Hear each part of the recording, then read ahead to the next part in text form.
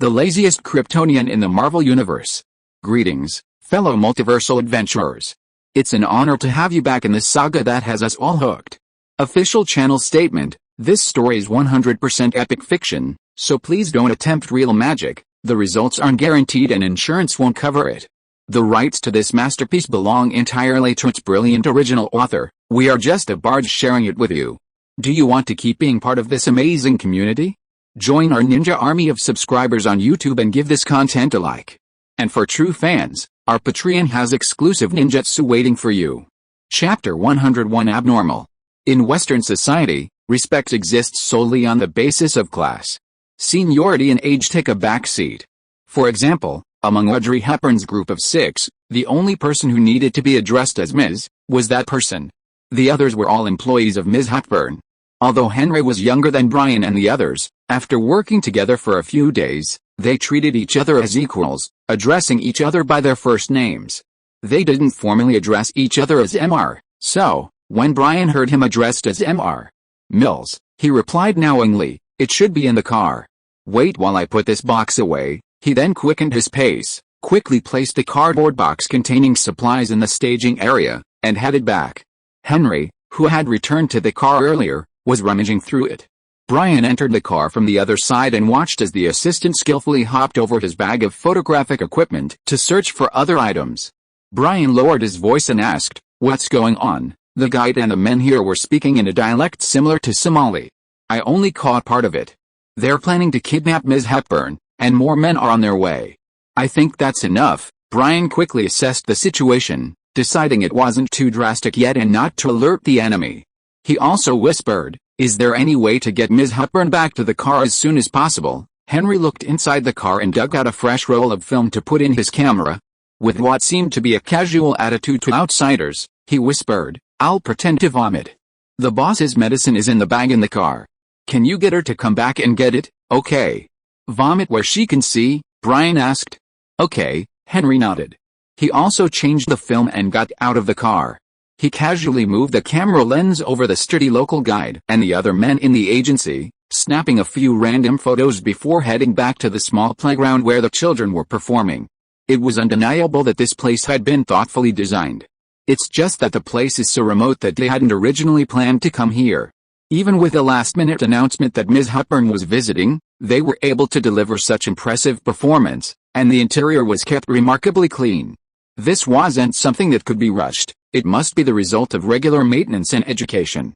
Unfortunately, the future is bleak.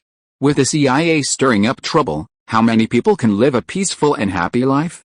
Compared to Henry's lament, Brian was much busier.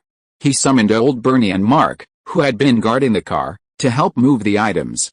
Besides quickly unloading the vehicle, he also used military code to signal them to prepare while they were close. It was a two-pronged approach. If the excess supplies were left in the car anyway, they would likely be thrown out during the escape. It was better to keep them and use the moving process as cover to adjust the weight distribution between the two vehicles. Don't underestimate this seemingly insignificant action. Success is the accumulation of small details that eventually lead to a sweet harvest.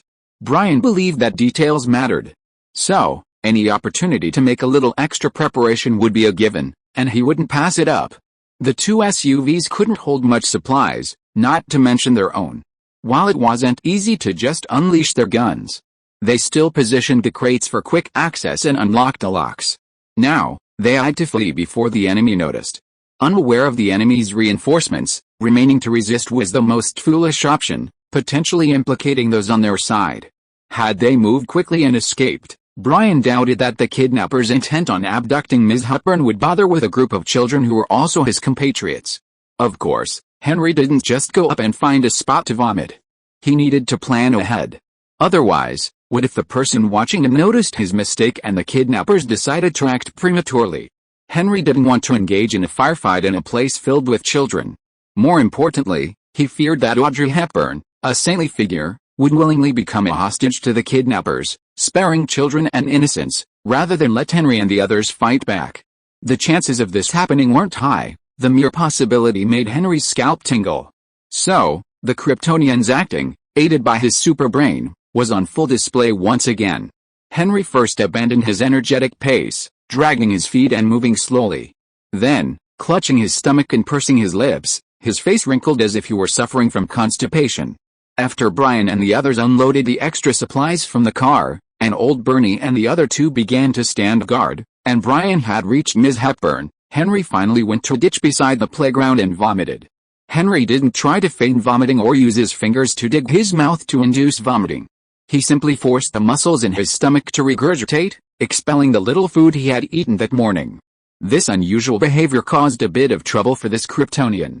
It was unclear what the ingredients in Kryptonian gastric juice were that could cause a burning sensation in his well-trained and strengthened esophagus. Henry's super senses even revealed that his esophagus was indeed damaged. It was the scorching yellow sunlight of the African continent that quickly helped Henry's Kryptonian physique repair its damage and undergo a kind of strengthening upgrade. Of course, outsiders had no way of seeing what was happening inside his body. They only saw Henry vomiting a large amount of food by the ditch and leaning against the wall in distress. Audrey had noticed Henry's condition without Brian even needing to remind her. She apologized to her assistant and went to her assistant. Brian followed. "Henry, are you okay?" Audrey asked concernedly. Henry said sadly, "I think I ate something unclean. My stomach hurts." Audrey gently stroked Henry's lower back and turned to say, "Brian, could you please get back to the car? I think there's some stomach medicine in my purse." Brian tactlessly stepped back, shielding himself with his hands, and said, "Mom, I'm afraid it's not convenient for me to go through your personal belongings." The reason was so strong that even Audrey couldn't find any fault with it. Fortunately, there was always another way out. She said, "Could you please help me get Henry to the car? I'll get him some stomach medicine and let him rest." "That's no problem, Mom." Brian stepped forward swiftly and dragged Henry's arm around his neck, after he had vomited some more. The two of them, one on each side, supported Henry as he walked toward the car. Chapter 102 Breaking the Door. The entire incident naturally caught the attention of the children, teachers, and the portly official. However, none of them thought much of it. They simply laughed privately at the white man who hadn't adapted to the local climate. The more miserable he looked, the happier they became. Henry hadn't vomited anything further because he wasn't being supported properly.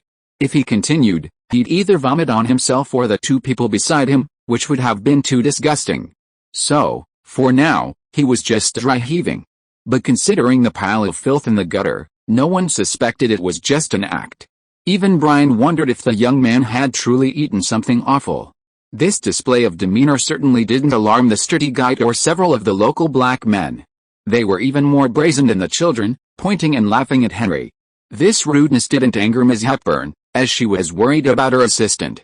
After much difficulty, they helped him to the side of the car and let him lean against the hood. Audrey opened the back door and half-leaned inside, rummaging through her handbag. "I remember the stomach medicine is in there. Just bear with it, kid." Suddenly, she felt a push on her lower back, her legs grasped, and she was shoved into the car. Brian, the one who had made the move, simply got in. His movements were so deft that one had to wonder if he'd done this many times before. The other three companions had already been waiting by the second car. The moment their leader made his move, everyone quickly got in and started the engines. Brian's plan had assumed the slowest move would be Henry, standing outside the passenger side car. But Henry didn't choose to go around the front and get in from the driver's side. Instead, he climbed onto the roof and leaped through the open passenger window. He then deftly leaped over a seat and landed directly in the driver's seat. His movements were so fluid, even more dramatic than those perfectly chosen shots from thousands of film shoots. The moment the rear car's engine started, the front car's engine also started. The action was so swift that the group of black men watching the show were momentarily stunned.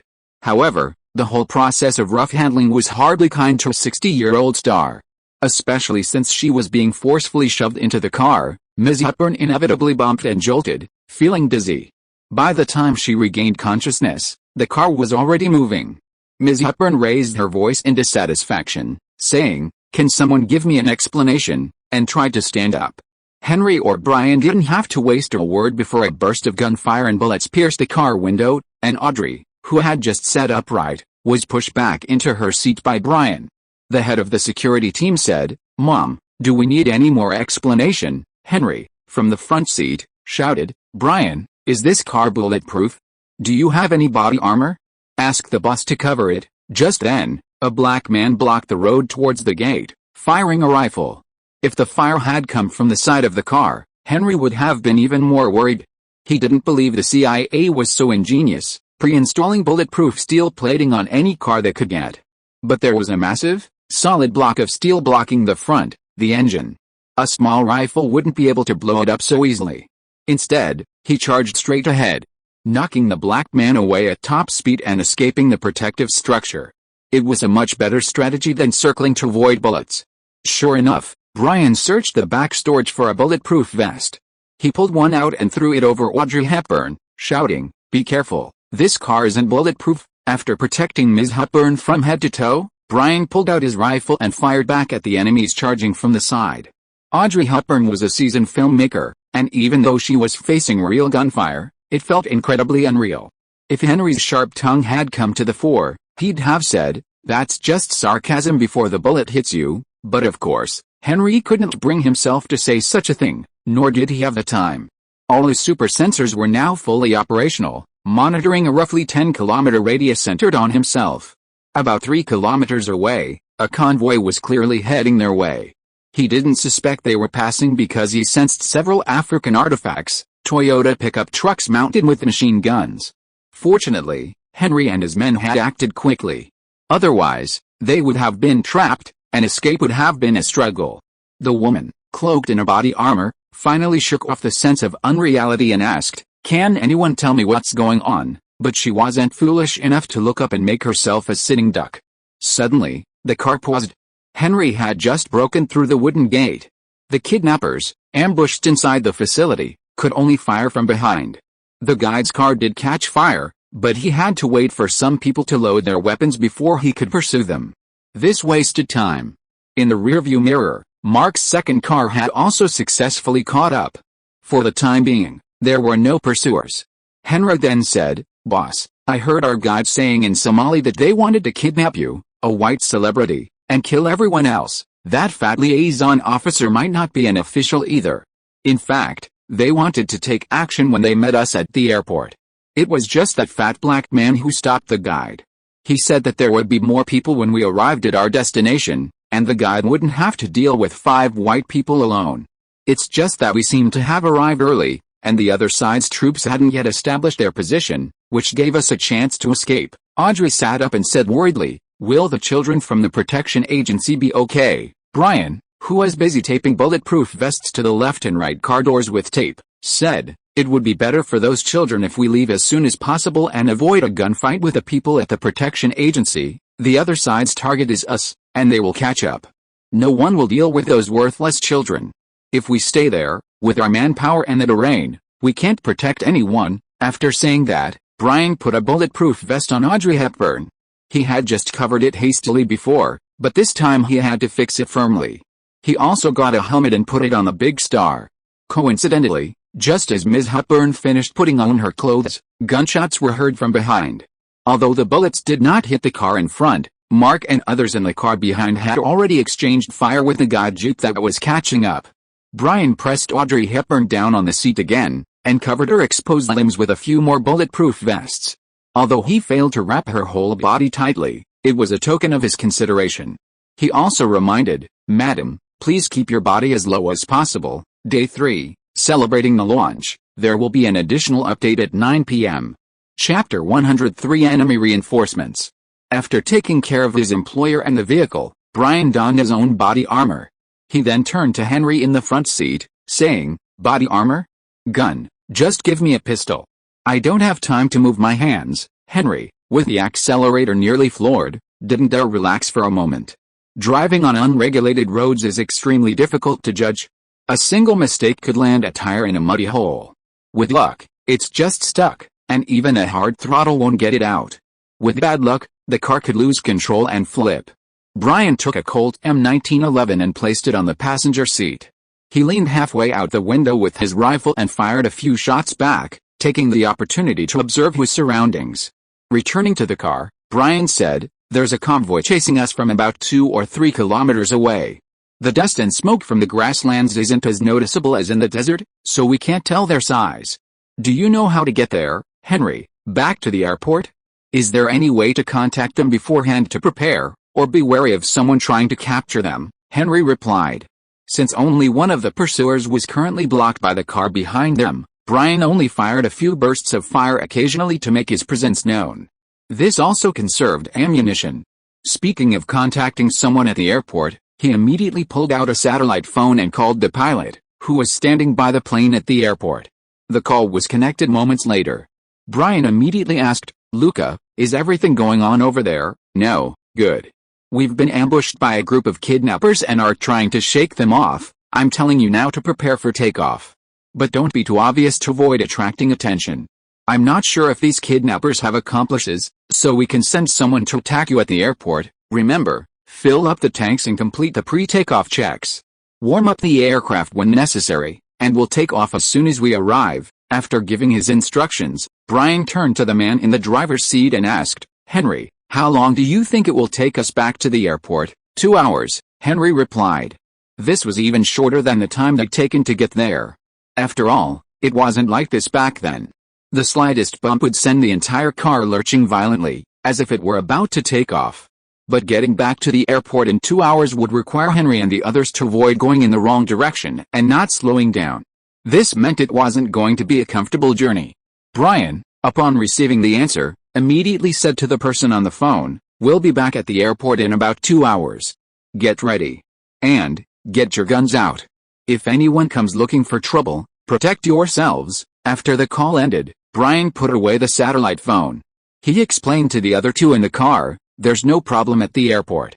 We'll take off as soon as we get there." Audrey suddenly asked, "Henry, you had that stomach ache earlier. That was fake, boss. Don't worry about me, okay? You fooled me." Audrey seemed oblivious to the danger she was in, instead preoccupied with trivial matters. This mental state was truly powerful.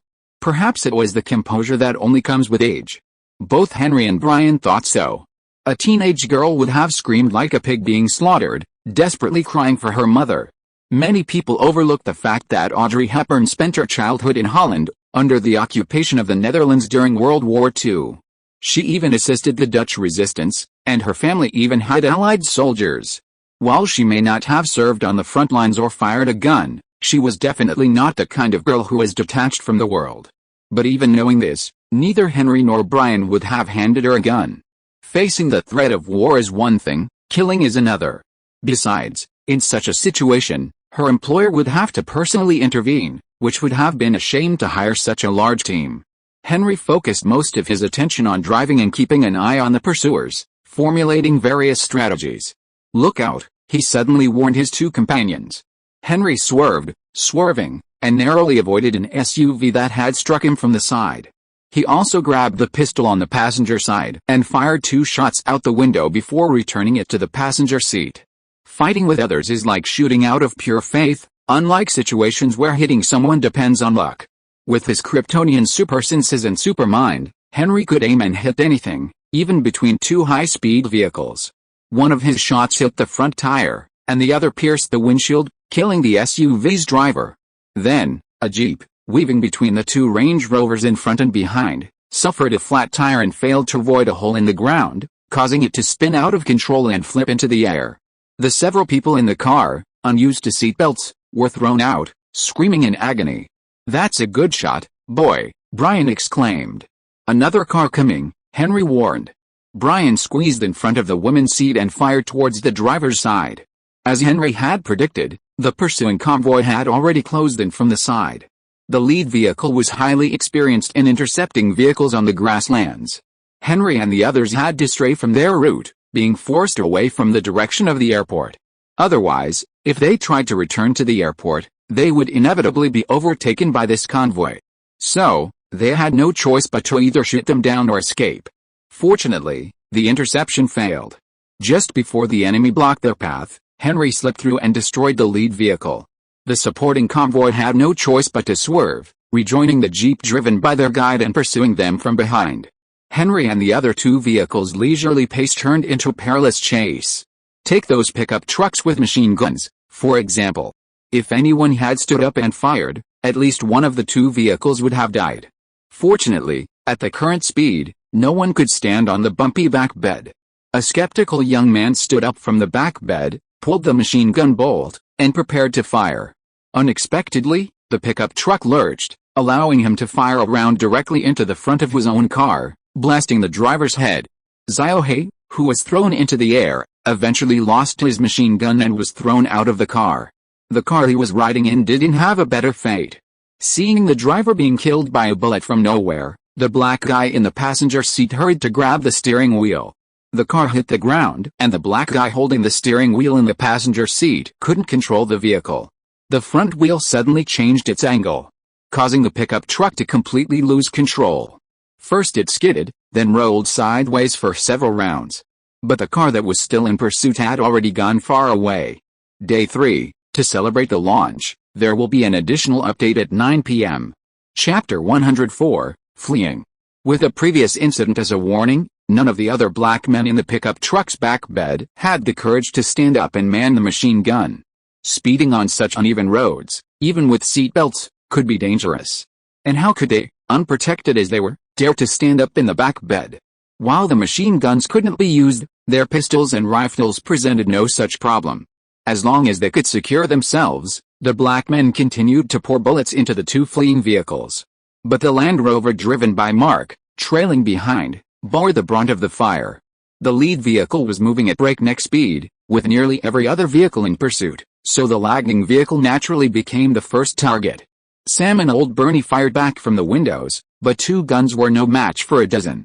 Even at such speeds and conditions, the sharpshooter was on par with the black men who only believed in shooting.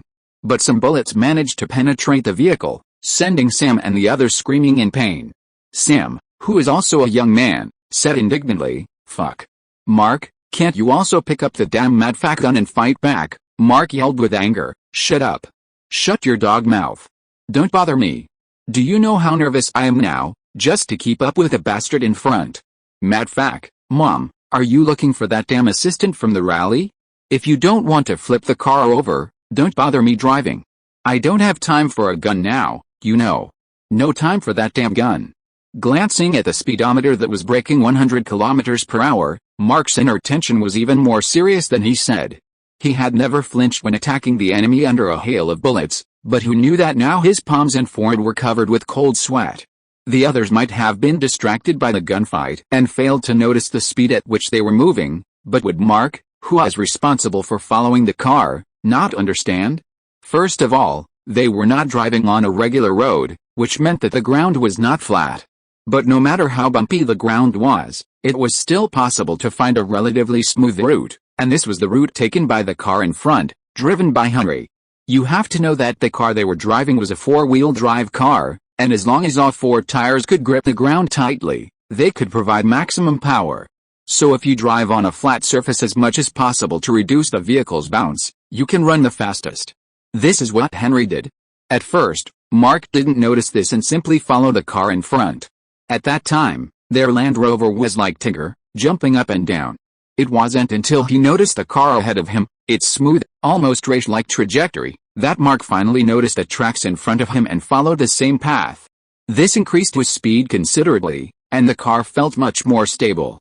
However, the increased speed of the car behind him didn't allow him to catch up, but instead prompted Henry, the car ahead, to accelerate even further. It was as if the car ahead had been holding back in order to wait for the car behind to catch up. This revelation didn't infuriate Mark, but it did boost his confidence. Watching the car ahead sway slightly from side to side, Mark chased even harder. As soon as he adjusted to one speed, the car ahead would take him to the next. Until then, both Land Rovers were averaging around 120 kilometers per hour. On the grasslands, herbivores whose primary means of escape is running typically reach speeds between 60 and 80 kilometers per hour.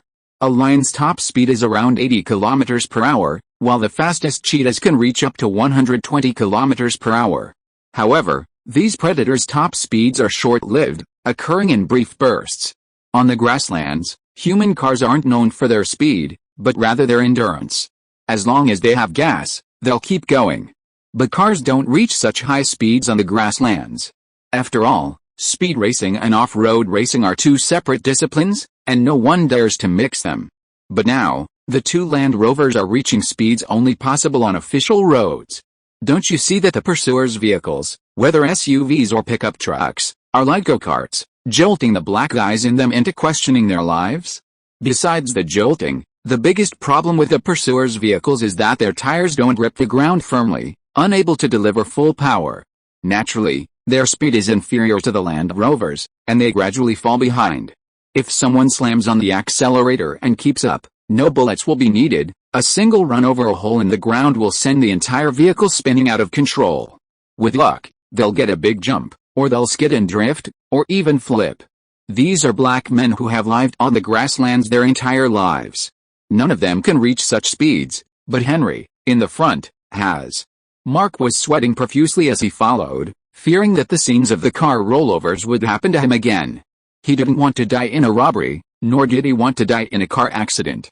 If he didn't die after the car rollover, but was beaten to death by the old black man who caught up with him, the tragedy would be multiplied by 2. What a tragic ending. Sam actually wanted him to shoot now. If Mark had the time to get the gun, the first thing he would do is stuff it into Sam's mouth and pull the trigger a few times. However, Mark's efforts in chasing the car were not without benefits. At least they were gradually gaining distance from the pursuers. But the disadvantages were also obvious. That is, the pursuers began to focus their fire on his car behind, which was closer, instead of the car in front, which was farther away from the pursuers. But now Mark didn't even have the time to curse, because the madman who was leading the way increased his speed again. Among the vehicles that suddenly pursued, one of them rushed forward at a speed that did not consider the consequences. As expected, although it rushed out of the original traffic jam, it did not get far away. Because of the bumps on the road, it jumped into the air and the whole car even began to roll in the air. When Mark thought that this was another fool, a black man jumped out from the back of the flying pickup truck. His jumping ability was amazing, which was beyond the level of ordinary people. And he fell straight towards the front car driven by Henry. Fuck mutant. Mark guessed the other party's possible identity and couldn't help cursing. If the other party really jumped up, interfered with the driving of the car in front, and slowed down the speed, it would be very unfavorable for their situation. But this did not happen. A hand stretched out from the driver's seat window of the car in front, holding a Colt pistol, fired 3 shots, directly intercepting the mutant with amazing jumping ability in the air. The force of the bullets hitting his body prevented the mutant from jumping to his destination, but fell halfway. His body happened to fall in front of a pursuer's car, becoming a sudden obstacle. Not surprisingly, the car that ran over the unlucky mutant also flew into the air and rolled in the air. Chapter 105 temporarily escaped the pursuit. Neither of the pursuing vehicles landed safely. With a flourish rarely seen in movies, they tumbled across the African savanna, emitting a terrifying roar. The pursuing vehicles behind them, in particular, scattered like celestial beings to avoid being caught in the crossfire, dodging the 2 tumbling vehicles. It's fair to say these black men's driving skills far surpass those of the police officers in the movies. In the movies, if one of the pursuing police cars flips over, the others behind it will be hit in a chain reaction, creating a massive pile-up. But in reality, these black men, who treated the savannah as a daily routine, expertly dodged the tumbling vehicles. Even if they sacrificed a little speed, it was better than a crash or rollover. This sudden incident further delayed the pursuing vehicles. Acting as a shield, Mark and his companions felt a sense of relief. Previously, their car had been trapped in a semi-encirclement, blasted with bullets from all directions, leaving them in a state of unbearable pain. Now, the pursuers were significantly behind, and the distance between them was steadily increasing. The bullets were only sparse and threatening. After catching their breath, Sam and Old Bernie emptied a magazine and retreated to the car to reload. Sam said, "It looks like they can't catch up now. I wonder if they'll take a shortcut and cut us off again." Mark was also speechless, while Old Bernie echoed, "The prerequisite for cutting us off is that there's a shortcut between us and the airport. As long as the lead car doesn't lose its way and keeps heading straight for the airport, they won't have a chance to cut us off again, so we can only hope Henry doesn't lose his way," Sam asked worriedly. "Yeah, we can only hope he does," Old Bernie said, pulling a few grenades from the bottom of the ammunition box. Sam's eyes lit up at the sight of the grenades. Without needing to discuss what to do, they each took a few. They pulled a latch, flipped the safety bar, and counted silently before releasing the grenades out a window. There was no need to throw them. The grenades exploded perfectly in the line of pursuing vehicles. This caused a flurry of confusion among the pursuers, giving the 2 men, who had been pinned down, a sigh of relief. Since the pursuers wouldn't follow them directly, they'd throw their grenades farther away. They always managed to make the grenades explode where they were supposed to, slowing the pursuers down. This showed just how thoroughly their military training had been. At least they were adept at handling the grenades. However, using fragmentation grenades against vehicles wasn't as easy as in the movies, where they could blow up entire vehicles at once. Some unlucky individual might just happen to drive their car into an exploding fragmentation grenade, causing it to jolt slightly. Under normal circumstances, this minor damage wouldn't be a significant issue for a vehicle. Only if the shrapnel damaged some vital parts would it cause a breakdown. But now, at high speed, this jolt caused the vehicle to lose control. The skidding car swerved left and right, throwing off several men crouching in the back bed before finally stabilizing. However, they were still well behind the convoy. Sam, fired up, waved his hand again and said to Old Boney, "One more time. I'll blow these pickled carrots to pieces, no more. Those were the last of our stock. Fuck, you only carry these grenades." Old Boney shrugged helplessly. "The ladies don't allow it. Otherwise, we'd be calling names with our RPGs." They'd smuggled some high-end goods, but that was part of another mission to support certain local forces, so it had all been given away long ago. "Fuck," Sam, with his bland curse lines, grabbed his rifle, leaned halfway out the window, wrapped a foot around the seatbelt, and started firing backwards. Old Boney didn't dare to be as bold as him. He simply extended his rifle and fired at any pursuing vehicles he could reach, especially those closer in front. Neither of the two shooters considered single-handedly wiping out the entire black-clad group of pursuers. Considering the Vietnam War average of 70,000 rounds to kill one enemy, the ammunition they carried was far from sufficient. U.S. military tactics have always relied on unleashing ammunition to achieve their tactical objectives, with killing a person a low priority. The two Land Rovers' goal now was to reach the airport and board a plane for safety. The reckoning with these gangsters could be left for another day. With Henry frantically leading the way, Mark desperately chasing, and Sam and Old Bernie harassing them, the two Land Rovers gradually outpaced their pursuers. However, the jeep driven by the guides remained, indicating the enemy knew their destination. So, even if they couldn't see anyone, they couldn't relax. Sam and Old Bernie, returning to their cars, took a moment to check on everyone and reload their empty magazines. If the exchange of fire continued, even if they still had ammunition, the pre-prepared magazines would be nearly empty. Even if one person fired while the other reloaded, they would be outgunned sooner or later without the firepower of one gun. It was then that they noticed the car's unusual speed and how Mark, his nerves nearly frayed, was concentrating on driving. "Be careful," Mark shouted. Old Bernie and Sam immediately dropped everything they were holding, clinging to the car door and the door handles to steady themselves. As expected, the car jolted hard, took a small leap, and landed smoothly. They were back on the road. Although Somali roads were in a state of disrepair, they were still better than the savannah. This meant two things, one good, one bad. The good was that they were closer to the airport, as long as they took the right road. The bad was that if the pursuers also took the road, their advantage in choosing the right route would be gone. It would all be a matter of vehicle performance. Mark saw the rear door of the car in front open, and Brian gestured for him not to follow directly behind. He then pushed the extra boxes of supplies out of the car. He shouted to the two people in the car, "Lighten the vehicle. We can't take the stuff with us anyway, so there's no need to leave it here." The two, understanding the situation, immediately took action. Sam climbed into the back of the car and opened the door. Just as he was about to push the stuff out, he was stopped by Old Bernie. Old Bernie took a spare can of gasoline, poured some gasoline into the discarded wooden box, and then threw the entire can into the box. Sam immediately realized what Old Bernie was doing. He quickly made a simple ignition device and pushed the half-empty ammunition box out. The box fell to the ground and shattered, but the ignition device successfully ignited the remaining flammable parts. Even the ammunition burned like firecrackers and then exploded. Although the pursuers hadn't caught up yet and couldn't set up booby traps to harm them, the fact that they could damage the road and slow their advance was a great benefit. After pushing several half-empty ammunition boxes, creating several obstacles on the road, some burning and some not, the two Land Rovers sped away. Day 4, to celebrate the launch, there will be an additional update at 9 p.m. Chapter 106 Temporary Peace. After closing the rear door, Brian climbed back into the back seat and asked Henry, who was driving, Can you estimate how long it will take to get to the airport? Henry gave a figure. Probably a little less than 30 minutes. Brian immediately contacted the captain on the satellite phone. After the other party answered the phone, he immediately said, "Get the plane onto the runway. We will reach the airport in about 30 minutes. The plane will take off immediately after we arrive." What? Is there a problem on your side? Is it the airport staff who are blocking us? Take out the US dollars from the safe on the plane and give them to them, and then tell them to get out.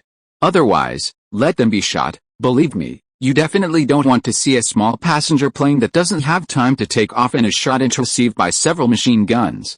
Especially when we are still on the plane. Although we have temporarily escaped the pursuers, I don't think those guys will give up easily.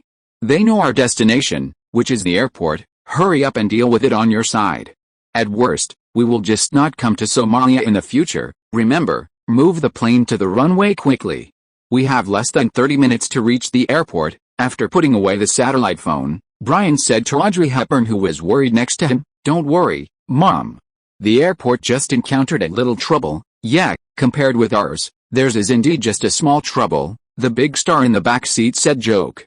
Finally able to sit up properly, Audrey Hepburn looked back the way she had come. She asked with a hint of worry, "Will they catch up again?" Brian replied, "A good chance, just to kidnap me." A washed-up star, Audrey asked doubtfully. "Mom, don't underestimate your own value," Brian explained. "You're a Hollywood celebrity and a UN Goodwill ambassador. This means that, at all costs, you, a public figure, must be rescued from the kidnappers. Compared to special operations involving force, problems that can be solved with money are arguably the simplest. The difference is simply a matter of money, and it depends on the skill of the middleman and negotiator. But from your perspective, don't assume you'll be rescued, and that being captured won't matter. How much hardship will you have to endure before they pay the ransom and release you? Believe me, to those kidnappers, you're only valuable alive, but that's all you need to be alive. They're not going to have some star-rated hotel with fine food and excellent medical care. A healthy, normal man would be tortured beyond recognition by these people. Let alone you, Mom. And you hired us to prevent this kind of thing from happening. Please let us play a role. I'm counting on this job to leave me with a good reputation, rather than a bad result in the eyes of outsiders. Okay, Audrey looked back at the car behind and asked, "I wonder if anyone in the other car was injured." Brian didn't say much, just picked up the intercom and asked, "This is Alpha. Are there any casualties in the second car?" Over. A moment later, the intercom came over, "This is Beta. Everyone is safe. I repeat, everyone is safe. Over." "Hey, Madfake, Brian, you should come and see the condition of our car. It's almost been riddled with bullets. Watch your words." "There's a lady here, you stupid old dog," Brian retorted into the intercom, then said to Ms. Hepburn, "It seems they are fine." "They can still curse at people," Audrey Hepburn said with relief. "That's great. But it looks like the next trip will be cancelled. According to regulations, if the visiting team is attacked, the itinerary must be suspended and the team must withdraw from Somalia as soon as possible. We are not war correspondents or soldiers and we need to stay on the front lines," Brian replied. "Will those children be in danger?" Audrey asked again. "No, those children are worthless and the kidnappers won't set their sights on them." Brian said this against his will, because he knew that it was common for people to vent their anger on others because of mission failures, and those children were undoubtedly a good target for venting anger. But there was no need to say these words. What if this lady got carried away and asked them to go back to save people? It's not a question of whether it's dangerous or not, but it's simply impossible to do it. "So where should we go next?" Audrey asked. Although she knew the principle that activities should be interrupted if attacked, she didn't care much about the subsequent action guidelines. Unless there was a professional team around her to take care of this matter, who would have thought that an ordinary visit hosted by UNICEF would encounter such a thing? Brian said, "According to the evacuation action guidelines, there is no fixed route provided, but the team is allowed to enter the UN peacekeeping force base or US military base nearby. Then under the protection of the troops, return directly to the United States by air transportation. Or transfer through Europe and then return to the United States. This is the general principle. But we are going to the airport now. As long as we get on the plane and take off, we will have a lot of options. The specific location depends on where the plane's fuel can fly to. Flying directly back to the United States is also possible. Because this was an event hosted by a UN affiliate, whether it concluded normally or was interrupted unexpectedly, it wasn't just the end of the local itinerary that meant everyone could just go home. They still had to report to the UN. Therefore, everyone's destination would be New York. Only after submitting their report at the UN building would the event officially conclude. By the way, shouldn't we inform the separated UNICEF personnel about what's happening here? Audrey asked, remembering the other group. Brian shook his head and said, we'll contact them once we are in the air and safe. I don't think this is a targeted action against our entire team, but more like a spur-of-the-moment act by local terrorists.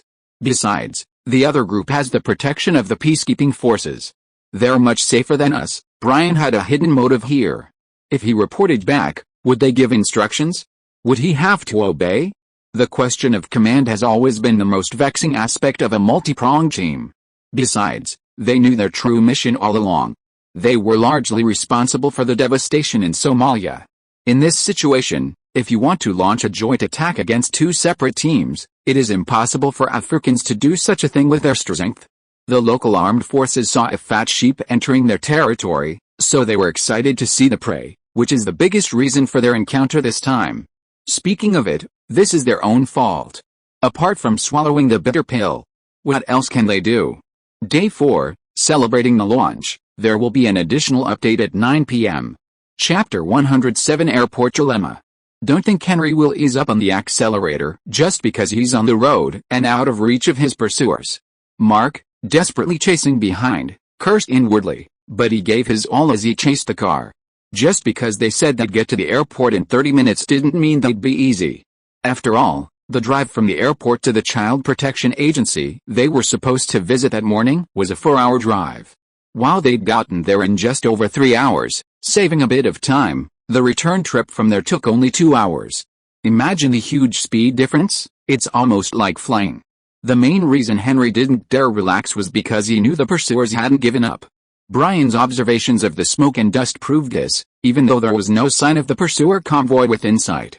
Henry couldn't estimate how long it would take for them to transfer to a plane and then take off. He could only rush as much as possible to save time.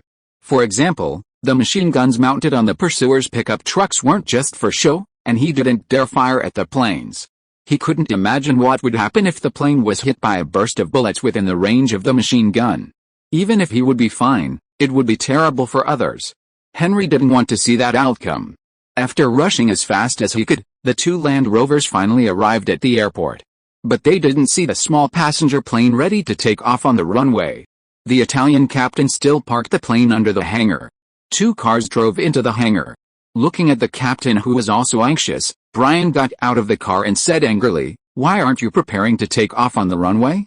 Do you know that there are pursuers behind us and they will appear at any time?" The Italian captain said innocently, "The tower staff told me that a plane is preparing to land, so the runway must be cleared. There's only one runway here. I can't force the plane to be parked on the runway and wait for you who will arrive at any time." At this time, the others also got out of the car one after another and heard the captain's answer. Everyone couldn't help but look up at the sky around them, trying to find the plane that was about to land. The captain continued, "As you know, this airport does not have night takeoff and landing facilities. It's almost evening now, so the incoming aircraft have a higher priority in the sorting. It's impossible that their landing was delayed because they had to wait for us to take off. If they don't have time to land before they can see the runway, there will be an accident." Pilots also have so-called flight ethics codes, just like the traffic rules that ordinary people follow when driving on land. If you don't abide by them, it's easy to get into a car accident. If pilots don't abide by those basic international principles, once an accident occurs, it will be a very serious aviation safety disaster. Therefore, the penalties for pilots are also quite heavy. No matter how strong Brian is, he can't force pilots to violate the rules, especially when there is another plane. The head of the security team made a decisive move, commanding, "Our personnel are all here. Our ability to take off at any time is our advantage. Mark, you take the lady to the plane and settle her. Bernie and Sam, you two stay by the plane.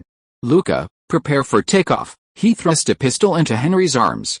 Brian took a long gun and a short gun for himself and said to the young assistant, "Come with me to the control tower and ask the control tower personnel about landing the plane. As long as there's enough time, We'll take off first." Henry didn't hold the gun in his hand, but put it in his waistband. He looked at Audrey Hepburn, who looked worried, and said with a smile, "Boss, you go aboard first. We'll be safe soon, be careful." Without much hesitation, Henry caught up with Brian. The two of them trotted into the small airport management office, which also served as the control tower, with its lax access control. Brian had called Henry because he spoke Somali.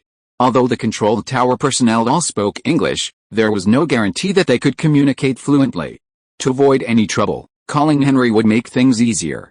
After just a few flights of stairs, before entering the tower control room, Henry sensed something fishy in the Somali chatter inside. Before entering, Henry stopped Brian and said, "The people inside are discussing what they're going to do after receiving the bounty. I think the target might be us." Brian nodded, shifting his rifle to his chest, ready to fire. With a powerful kick, he kicked the control room door open. Brian fired a warning shot into the air, startling the two black men in the control room to the ground, cowering behind chairs that offered no shelter. Brian shouted in English, "When is the plane going to land? How far away?" Henry followed suit, shouting the same question in Somali. The two men were so frightened they couldn't answer. Henry glanced at the bulletin board next to him, where air traffic control strips were posted. It was blank. He checked the control console again. There were no flight call signs scheduled. Henry said, "No planes are landing." In reality, he had already used his supervision to scan the surrounding sky. There were no signs of any planes approaching the small airport. Brian had already confirmed the key locations since entering. His loud threats were, in fact, a way of gauging his reaction. If a plane were actually landing, he'd undoubtedly try to explain, even if it was halting. But if there weren't any, coming up with a lie under the pressure of gunpoint wouldn't be so easy. So, Henry's answer reflected Brian's own. He angrily declared, "Those bastards are lying." As if to vent his anger, Brian smashed the butt of his rifle into the face of the nearby blackie. Another man shot him in the leg, causing him to scream. Then, turning around, he said, "Let's get back to the plane and take off immediately." He wasn't afraid of being shot, having observed that the two men in the control room were unarmed. Killing them wouldn't be excessive, just teach them a lesson. Henry, of course, didn't bother getting involved. He immediately followed Brian's lead and ran towards the tarmac. They hurried out of the airport building, and once they were within sight of the tarmac, Brian waved vigorously, shouting, "Get on the runway, prepare for takeoff." No planes are landing. It's unclear if they heard Brian's words clearly, or if they simply trusted him and followed his gestures. Bernie and Sam, who were guarding the plane, rushed the Italian captain aboard. Fortunately, preparations for warming up the aircraft had been ongoing. Once everyone boarded and the doors closed, takeoff was possible. The tower's delaying actions had proven effective. The smoke and dust raised by the pursuing convoy was now close. Even the roar of the engines reached their ears. Chapter 108 Take-Off and Chase. Upon hearing the distant roar of engines, the two men's jogs turned into a run, for Brian. Henry still feigned a rush, but in reality, he followed Brian at a leisurely pace. The panic on his face and his frantic movements were pure acting. Judging from the runway's location, the direction of takeoff, and the relative position of the pursuing convoy, they could only watch the plane take off. It was a rather grand and ceremonious farewell procession, complete with deadly fireworks. So Henry didn't intend to intervene. His bottom line was that Audrey Hepburn's injury was acceptable damage until then, including such a heart-wrenching moment. Of course, it was best if none of Brian's men died. The small passenger plane began to move, sliding from the tarmac onto the runway, its hatch open. However, the turbine engine's power increased significantly, and the unnaturally piercing sound shook his eardrums. Pressing down on Henry's back, Brian instructed them to run at a crouched position, avoiding the engine intake and exhaust to avoid being sucked in. He first pushed Henry aboard, then jumped in himself, without attempting to close the hatch. He simply shouted toward the cockpit, "Everyone aboard, take off." Take off. Then, half hanging out of the cabin door, he fired his rifle backwards. As the plane began to taxi, the engine roar gradually intensified. The return fire from behind alerted everyone on board to the situation. However, the plane had limited range, and only Brian's position could fire back. So, the others could only watch helplessly. But it wasn't entirely true that nothing could be done. Old Bernie gave Henry a push, though not enough to push him away. He hurriedly said, "Take your seat." "We've got support here," Henry readily complied, giving up his seat to guard Audrey Hepburn, who sat in the middle of the plane. After confirming his employer's seatbelt and body armor, Henry asked, "Is everything all right, boss?" "I didn't have time to ask you before. I'm fine, kid," Audrey Hepburn calmly reassured him. "The plane's about to take off. Once it takes off, everything will be fine." Henry then sat behind her, shielding her from the bullets. If there really were bullets coming from behind. At the cabin door, old Bernie grabbed Brian's waist and used one hand to stabilize himself. This allowed Brian to use the gun with both hands without falling out of the increasingly fast-moving plane. The other two were responsible for changing magazines, exchanging the loaded guns for the empty weapons in Brian's hands. However, when boarding the plane, not much ammunition and weapons were brought on board, let alone refilling the empty magazines. Therefore, there were not many weapons available. Soon, the only thing Brian could hand over was the pistol. Fortunately, the speed of the plane was sufficient at this time. The Italian captain pulled the rudder back, and the plane began to rise. After a while, the plane took off smoothly. The pursuing convoy also seemed to vent their anger, operating the machine guns on the vehicles and firing indiscriminately. Brian also emptied the last magazine and retreated into the plane. Together with old Bernie, they closed the cabin door. Brian and the others, slumped in the cabin, shouted, "Yeah, we finally got out, Brian, good job, haha, everyone did a great job, yeah, we beat those bastards." Then, an untimely voice came from the female flight attendant, also seated in their seats, "Gentlemen, although you're all happy, the plane is taking off now. Please return to your seats and fasten your seatbelts for safety," Brian said. "Okay, old men, strap yourself in. Once we're level, I'll talk to the captain about where to land." Although the plane tilted considerably during takeoff, Brian and the others were trained Special Forces veterans. Climbing back into their seats was a piece of cake. The group flew away from Somalia calmly, feeling the joy of having survived. Suddenly, Sam shouted in delight, "Hey, look! There's a colorful spray outside. Is this a special evening sight? I've never seen one before." Everyone turned to look out Sam's window. Some admired, some marveled, and some cursed. "Fuck, we're screwed." "Brian, what's going on?" old Bernie asked the one cursing. "Open your eyes and look. The source of the spray is our wing." "What do you think that could be?" Mark said in surprise. "You're not thinking, that's our gasoline, are you?" "Oh, great. Someone's smart enough to figure out what the hell it is," Brian said with relief. "We're not going to fall, are we?" Sam asked. "Not yet." "Oh, that's great news," Sam said disappointedly. "So we're going to fall eventually, right, but not now," Brian said as he unbuckled his seatbelt. "We still have time to find a solution. That's the good news. I'll talk to the captain about where to go." No one screamed hysterically, which was probably the most fortunate thing. But everyone was still concerned about their own lives. Old Bernie and the others unbuckled their seatbelts and followed Brian to the cockpit door. Maybe they couldn't fit into the cockpit, but at least they could peek through the door and see what was going on inside. Henry came up to Audrey Hepburn's side and took in her calm expression. "Boss, are you okay?" Seeing everyone else unbuckled and running around, even though the seatbelt sign was still on, Audrey Hepburn moved to the window seat so that Henry could sit next to her. She said calmly, "Son, I'm fine. I just thought I'd been through enough in my life, nothing new would happen.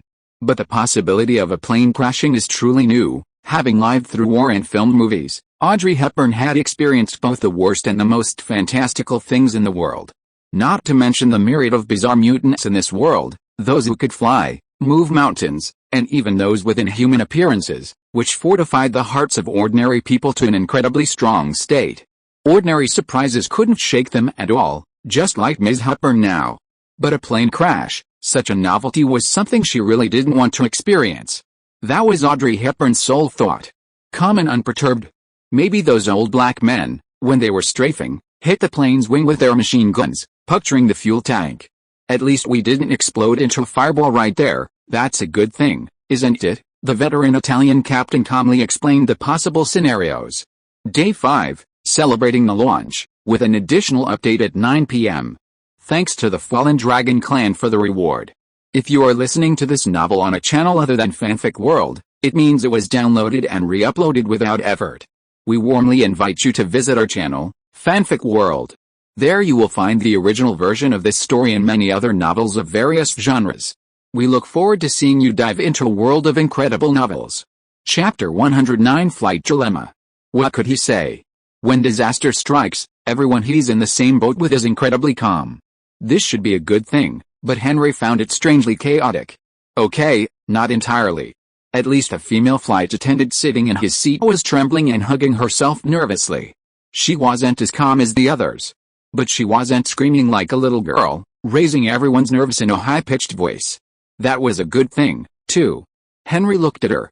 Perhaps noticing the gazes, the flight attendant suppressed her fear and offered a forced smile. It was heartbreaking to watch. Because the cockpit was open, everyone could still hear the captain calmly reporting his situation to air traffic control. The most reassuring thing was that the highest-level distress call, Mayday, hadn't been heard yet. Soon after, the colorful spray outside the window faded, and the vibrations of the plane's engines gradually quieted, though not completely. Brian walked out of the cockpit, took out a map, and spread it out on the aisle. His three companions followed behind, craning their necks to watch. Brian first said to Ms. Hepburn, "There's good news." The captain immediately closed the valance valves on the left and right wing tanks upon discovering the oil leak. Although there's no way to adjust the oil line in midair, at least we've kept one engine operational. With good news comes bad news, right? Old Bernie answered perfectly. That's right, Brian said. The plane wasn't able to refuel at the previous airport. Plus, we lost more than half of the fuel, which means we can't fly very far and must land. Flying back to the United States in one go is definitely impossible. Even flying to Europe is difficult. Considering that we'll be flying at night, we must find an airport with night landing guidance equipment, preferably one owned by an ally. And while the U.S. military base in Djibouti has a runway, it lacks nighttime lighting. So our only option is to fly north to the U.S. military base in Saudi Arabia. The facilities there are much better than in Djibouti, Sam said. Hey, men, it sounds like we're saved. But your expression doesn't suggest otherwise. The main problem is this country. Brian pointed to an area on the map marked with the Republic of Yemen. Mark said, as I recall, North and South Yemen were unified just a month ago. They're friendly toward Western regimes, so they're still in the honeymoon phase, right? Will they cause us trouble? Brian, still in his deep, magnetic voice, delivered the bad news. The truth is, the Republic of Yemen has only been established for less than a month. While they were friendly toward the West, it's only friendlier than they've been in the past. In fact, I doubt their government functions are fully functional. Even though we issued emergency code 7700, air traffic control was helping us contact the Yemeni side. But as long as they don't agree to let us into their airspace, we'll have to go around the Gulf of Aden and through the Red Sea before we can enter Saudi Arabia. This extra distance will put a huge strain on our remaining fuel, so what can we do? Audrey Hepburn asked. Brian could only helplessly respond to the star's question. Mom, we can only wait and see. We can't do much about what happens next. Old Bernie said hopefully. There's something we can do, isn't there, old man? What is it? Mark asked hurriedly. Pray, son. Pray that air traffic control can get Yemen to agree. And pray that we can land at an airport before our fuel runs out. Old Bernie's answer made several veterans cross themselves, say amen, and finally, mad fact, their movements were so smooth that it seemed they had done this many times. Henry, without faith, didn't know who to pray to. In fact, with his Kryptonian flying abilities, this was a trivial matter. But the big star sitting next to him didn't think so. Although Audrey Hepburn knew that Henry was indestructible, she didn't know that he could fly. So at this time, although Ms. Hepburn's expression and voice were still so elegant and calm, she held Henry's hand tightly, turned her head to look out the window at the gradually darkening sky, and it was obvious that she was not completely calm. Brian sent everyone back to their seats and didn't let them run around. He was now feeling lucky that he had used up all the bullets he brought on the plane before, otherwise, who knows who would go crazy with a gun. However, he did wake up one person. Brian walked up to the female flight attendant and said, Mom, I would like to ask you to give us all a glass of whiskey. I think this is what you need. As for the captain, he still needs to stay sober to fly the plane, so I don't think it's necessary. Don't you agree? Okay. I'll be there right away. As expected of a well-trained charter flight attendant, she suppressed her emotions, put on a welcoming smile, unbuckled her seat belt, stood up and said with a smile, Brian returned to his seat and let out a long breath, his chest filled with a sense of powerlessness. Even though he was a professionally trained soldier, there were some things he could not do. Sometimes he even wondered who he had helped after doing so much. The atmosphere on the plane was very dull, and even the female flight attendant's smile looked very forced when she served whiskey. Henry tried to break the deadlock and asked, "Brian, do you have a family?" Glancing at the person asking the question, Brian could not see anything and could only judge that the other party was just making small talk. Even Audrey Hepburn was interested in such questions, her eyes shining. But now he really needed to talk to divert his emotions. He replied, "I have a wife, Lena, who is pregnant. The child will be born soon." As he said that, Brian took out a photo from his briefcase and handed it over. Henry took the photo, which showed a couple in love, face to face, with sunny smiles. "Wow, what a beautiful woman," he shared it with a curious superstar next to him. Audrey showed a sweet smile that was no less sweet than the one in the photo, which almost changed the atmosphere in the plane. She said, "Yes, it can be seen that you two love each other." Day 5, celebrating the launch, there will be an additional update at 9 p.m. Chapter 110, Loss of Power. "Have you thought of names for the kids yet?" Audrey asked again. Brian replied, "For a boy, William. For a girl, Jean." Beautiful names," he said, handing the photo back to Brian. The man who took it looked at his wife in the photo and smiled sweetly. But he asked in return, "What about you, kid?" Henry raised his hands in surrender and said, "I'm looking for a girlfriend." He then turned to the other three, "What about you, tough guys?" Sam clinked his glasses with Mark and said, "Happy single life." Old Bernie, however, raised his glass and said, "Divorced. Thank goodness. I just have to wire the alimony to her account on time every month, and I won't have to see her face anymore." Kid, I'm warning you, don't get married. It'll make you feel like you're dead, like you're living in hell. I wouldn't feel this bad even if I were shot and hospitalized. Audrey Hepburn certainly didn't like such talk. She slapped Henry's shoulder fiercely and said, "Don't believe him, kid. You know, the most beautiful things in the world are snuggling with your loved one and watching your children grow up. If you don't get married and have children, you won't experience these beautiful things, and your life will be incomplete. It would be a waste for God to create both man and woman." In short, Henry listened to Audrey's mother's prayers in his right ear, and in his left, he heard the four soldiers bickering over the issue of marriage. Fortunately, the guns left in the aisle were empty, otherwise they would have started a fight. Suddenly, the plane made a sharp bank, interrupting the lively atmosphere. Brian said thoughtfully, "We're turning toward the Gulf of Aden," and then stood up to go to the cockpit to ask the captain. When Brian returned, he shared the answer with everyone. "We're going through the Gulf of Aden and into the Red Sea. We'll then turn to southern Saudi Arabia. A U.S. military base is urgently installing runway guidance lights for us. Can we get there?" Old Bernie, the oldest of the four, was the one who voiced dissenting opinions and ideas. He faithfully fulfilled his duty, questioning Brian. "It's okay," Brian said, then nodded emphatically, "Of course it is." Henry didn't even bother trying to lighten the mood.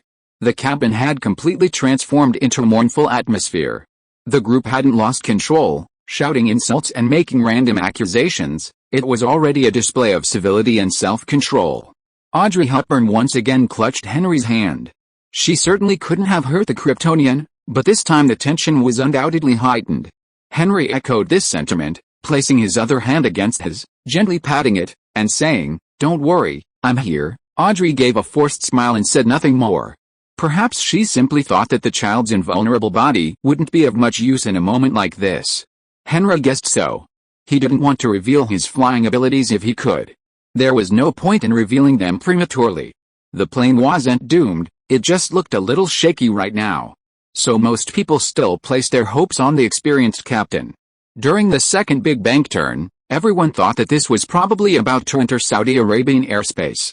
However, this time the turn didn't take long, and it was quickly straightened. Then the remaining engine sound stopped, and the normal lights in the cabin went out, leaving only the emergency lights providing a dim light. In fact, modern passenger aircraft are equipped with ram air turbines, which will automatically eject from the fuselage after the engine fails. They rely on the air flowing through to generate electricity and maintain the normal operation of the necessary equipment on board. At this time, Brian said again, "Don't worry, everyone, it's just that both engines have failed. As long as we don't overload, we won't fall to the ground immediately. Based on the experience of Air Canada Flight 143 in 1983, we can use the passenger plane as a glider to maintain its flight posture in the air.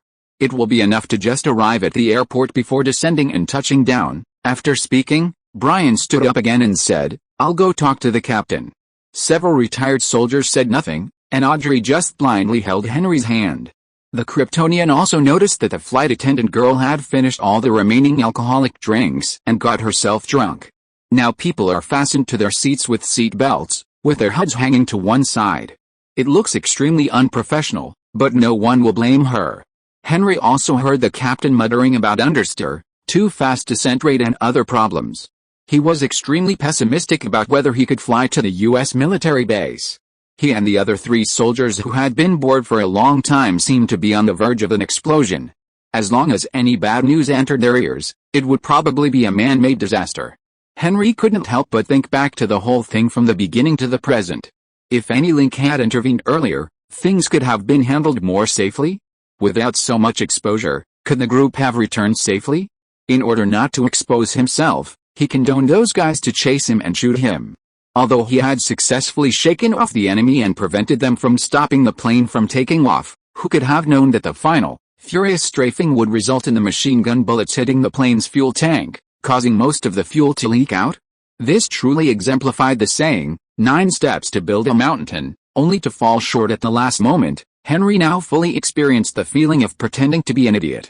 Patting Ms. Hepburn, who was holding him tightly, Henry unbuckled his seatbelt and stood up, saying, "Everyone, please listen to me." With the exception of the unconscious flight attendant, everyone else looked at Henry in the dim light.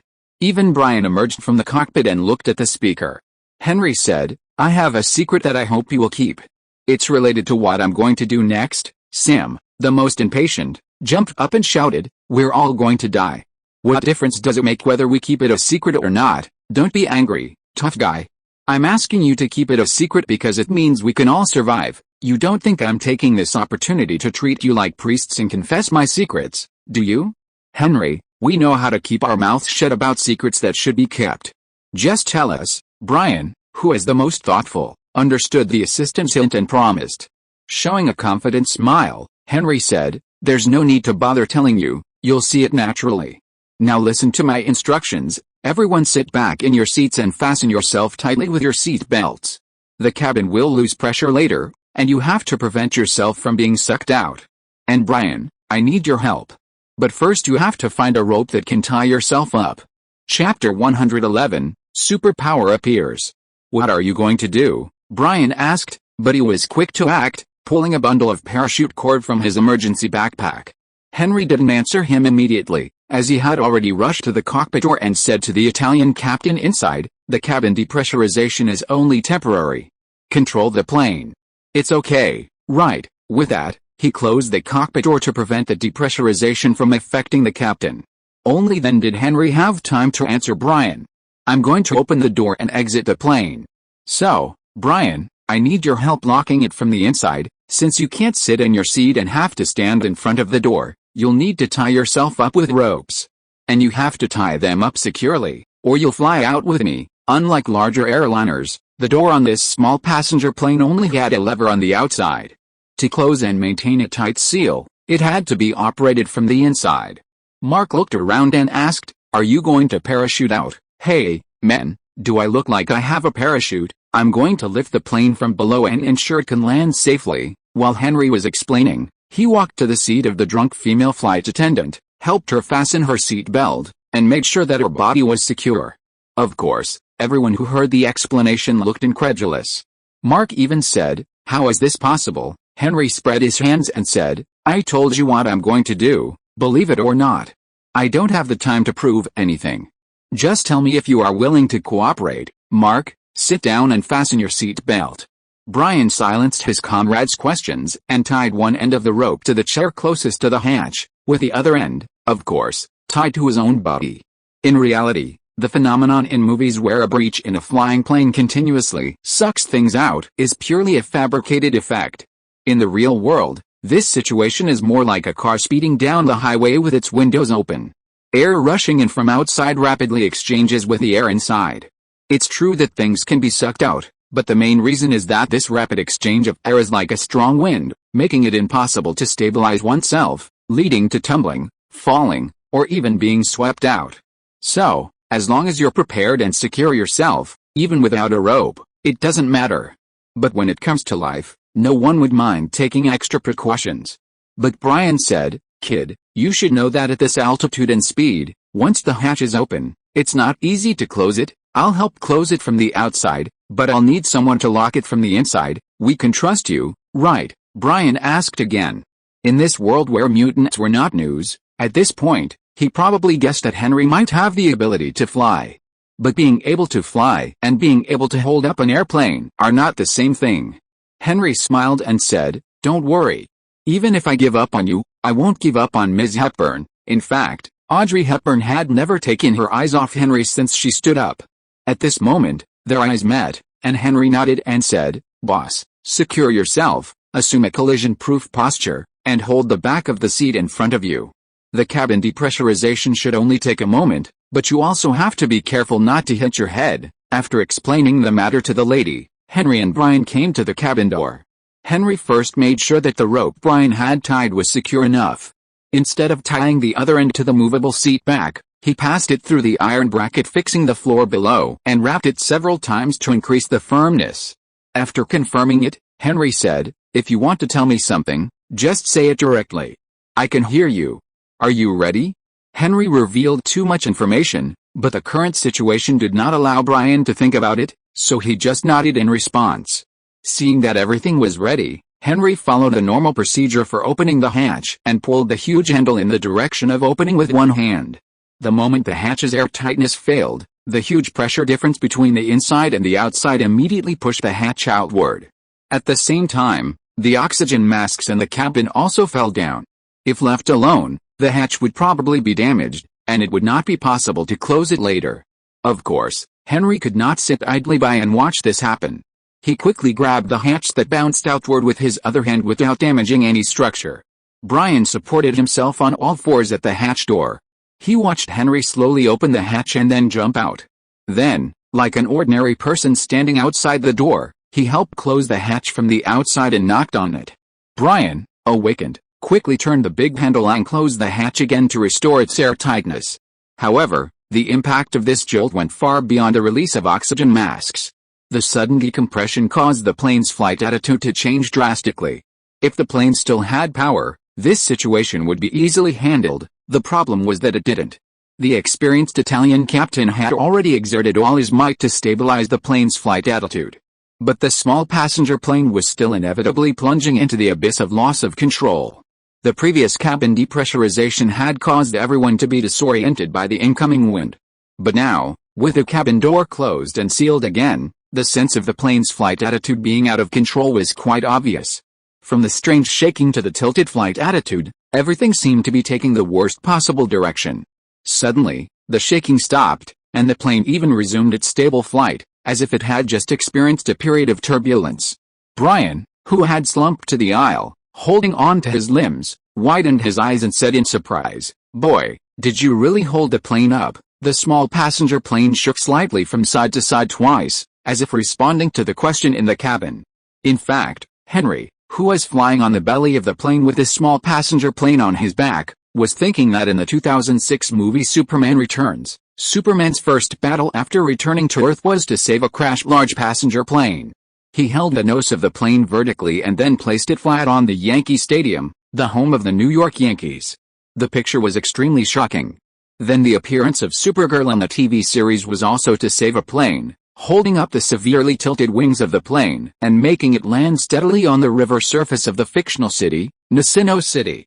That is, the two most famous Kryptonians, both appeared on the scene to demonstrate their power by saving a large passenger plane. However, he only saved a small passenger plane. And his cards were indeed a lot worse than others. But they both used saving the plane as their debut. This vulgar coincidence made Henry speechless. Day 6, celebrating the launch. There will be an extra update at 9 p.m. Chapter 112, Camouflage Gliding. Don't be fooled by the way the two Kryptonians in the Superman movie and Supergirl TV series appear to have exerted immense strength to save the jumbo jet. In reality, Lifting the weight of an airliner is a simple feat for two Kryptonians, even with one hand. The challenge lies in keeping the plane largely intact. The scandalous plane accident involving Homelander, another satirical superhero show, The Boys, illustrates this reality. Homelander explains that if a superhero possessing mere strength and flight attempts to lift an airplane, the plane will simply snap in two at the point of lift. The aircraft's design doesn't allow any single point on the fuselage to support the entire weight. It's like trying to lift a piece of tofu with the tip of a needle. The constipated expressions of the two Kryptonians are actually due to their bionic force field protecting the entire plane, not a lack of strength. Compared to the two, one was facing a plane nose down, practically in free fall, potentially even using the engines to prevent the plane from crashing. The other was that the plane had already stalled and was in a roll, requiring the wings to correct its flight attitude while simultaneously landing it smoothly in the river. Henry's task was much simpler. First, the size of the plane. It was clearly a large passenger aircraft. I won't go into the specific model and capacity, but it was capable of carrying at least 200 people. Henry, however, was only handling a small, 20-seat jetliner. Secondly, the two Kryptonians were facing problems. Their planes had already lost control and were falling, even entering a free fall. Henry's small passenger plane was still gliding. It was merely a slight instability caused by cabin depressurization, a symptom still in its initial stages, not the severity of a loss of control. Furthermore, Henry wasn't actually lifting the plane with his hands. Instead, he was using his entire back and limbs to increase his contact area with the aircraft. This made the task much easier. Simply put, Henry wasn't using his own strength to prevent a plane accident. He was simply using himself as an external engine to control the plane's direction. A plane's ability to remain aloft largely depends on its inherent structure and design. When everyone in the cabin realized the plane had truly stabilized, they were stunned and speechless. Mark asked sheepishly, "Are we saved? Everything is still uncertain until this thing hits the ground," Brian said, not quite finalizing it. He quickly untied the ropes binding him and said, "Henry, can you really hear me?" The small plane lurched slightly from side to side. Brian, upon receiving the response, said, "Very good." He also understood that the secret this man was asking them to keep was truly enormous. What did it mean to be able to lift a flying plane at this altitude? It meant he could at least carry a multi-thousand-pound bomb, fly over the target, and drop it. Even a nuclear bomb wasn't out of the question. But the immediate issue wasn't the other man's abilities. Landing safely was paramount. So, Brian, armed with a map, approached the cockpit and knocked on the door. "Luca, open the door." "It's Brian. The rear cabin pressure has stabilized." The cockpit door swung open, and the Italian captain asked in surprise, "What just happened?" Brian briefly explained the situation, then continued, "If we want to conceal Henry's abilities, we must pretend this plane can glide. Under these conditions, where do you think we can land? Will we still target the U.S. military base we originally targeted?" "What's your guess?" Brian, with his vast knowledge, could probably make a rough assessment of the situation. But he still needed to consult the captain's opinion. After all, he was the true expert in this field. He reached out to turn off the intercom, so his words wouldn't be recorded. Italian Captain Luca said, "Based on the descent rate of the glide plane and our current altitude, it's unlikely we'll reach that U.S. military base. We'll have to find another nearby landing location, perhaps even making an emergency landing in the desert." Brian nodded, then spoke into the air, "Henry, I'm sure you heard me. But I suggest you follow our instructions. At least we're still under ground radar surveillance. If you don't want to expose yourself, disguising the aircraft as an unpowered glide is the easiest way to explain it. Remember, don't bank more than 3 degrees left or right, and don't turn more than 1.5 degrees left or right. 3 degrees is the limit." Take Flight 143's experience as an example. Their descent rate was 600 feet per minute. Although those were for a large passenger aircraft, and ours is a small one, the data is essentially replicable. This is because a glider's descent rate isn't significantly related to the aircraft's size and weight, but rather to the aspect ratio, the square of the wingspan divided by the wing area, and the lift provided by passenger aircraft wings is generally designed to meet aviation standards. This means that, regardless of whether it's a large or small aircraft, the descent rate during an unpowered glide is similar, and remember, avoid any overload maneuvers. As long as you pay attention to the glide adjustment limits, follow the captain's instructions, he will guide the aircraft to land, But for the final step, landing on the ground, we can only rely on you. Without ground lights to guide us, we can't provide much guidance. In practice, we can only rely on gambling for this part. Ideally, we'd make an emergency landing in desert terrain, using the sand to slow us down. Remember one thing, the more intact the aircraft is, not only will we be safer, but the instruments on board will also help rescue teams find us. Do you understand what I'm saying, Henry? The plane swung slightly from side to side twice, indicating that the man holding it had heard. Taking the co-pilot's seat, Brian said, "Okay, Henry, we're going to begin the glide flight now. Please follow the captain's instructions. I'll be watching the instruments and alert you if you make any movements, whether too large or too small. Brother, the lives of the 7 of us are in your hands. Begin." Turning the intercom back on, the Italian captain began reporting to air traffic control. "Saudi approach. This is T-96H, Mayday, Mayday. The aircraft has exhausted all its fuel and is now entering a power-free glide mode." The captain's earphones immediately received a response from the ground air traffic control, and both sides immediately began a series of self-rescue operations led by the captain. It's just that the critical situation is not the same as what outsiders imagine, because there are Kryptonians providing support. Day 6, celebrating the launch, there will be an additional update at 9 p.m. Chapter 113 Landing. The people aboard the small passenger plane were feeling a mixture of anguish and relief. They were relieved that the situation seemed to have a solution. The torment was that, as Brian had said, the situation wasn't over until they had landed safely. Their emotions fluctuated, their attention focused on the captain's voice from the cockpit. It seemed as if he was informing air traffic control on the ground about the aircraft's current situation and maneuvers. In reality, he was telling the pilot in the belly how to control the plane. The captain explained his maneuvers in meticulous detail and calmly, constantly providing instrument readings. While Brian was responsible for interpreting the data, he would immediately alert Henry whenever he made excessive movements.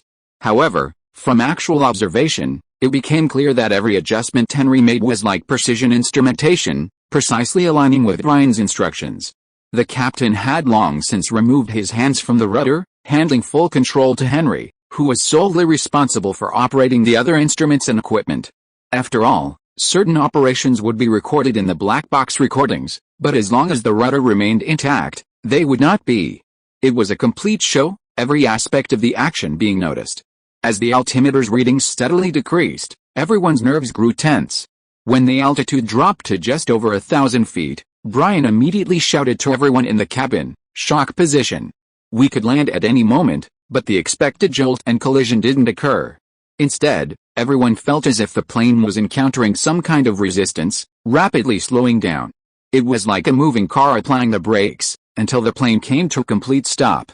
"Are we landing, or are we going to hell without any pain?" Sam asked, holding onto the back of the front seat, his head lowered from where it had been, and looking around. A silence fell in the cabin. Everyone, sensing the plane had come to a standstill, looked up, bewildered.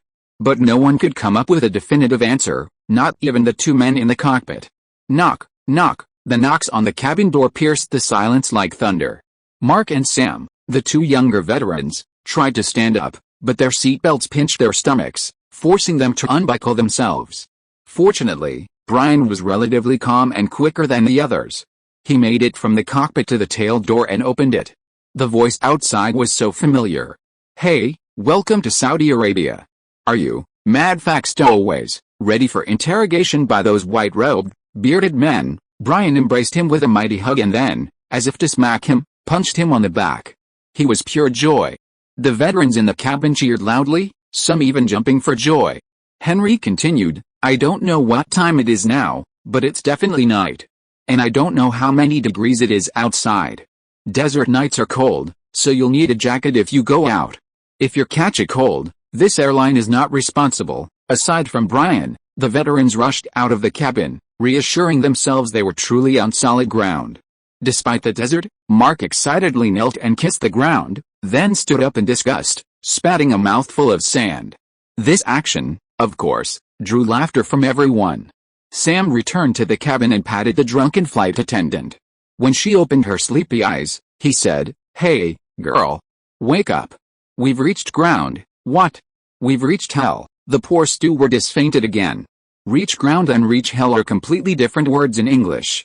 How the girl had misheard that was the wrong word was truly questionable. Alcohol can really take a toll on people. Anyway, the stewardess's embarrassing behavior, unbeknownst to her, became everyone's amusement.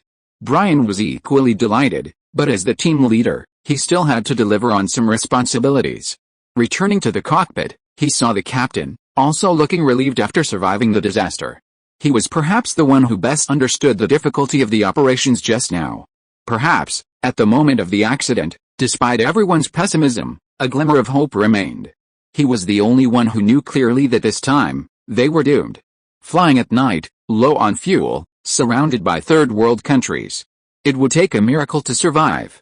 And then a miracle really happened. Brian happily hugged the captain and said, "Luca, you have one last job to do." "What?" "Report to the air traffic control and ask them to send a rescue team." "Or do you want to get out of this desert by yourself?" "Huh? Won't you give me a chance to kiss the ground? Just now an idiot kissed it for you, and ended up with a mouthful of sand. I regret working with him.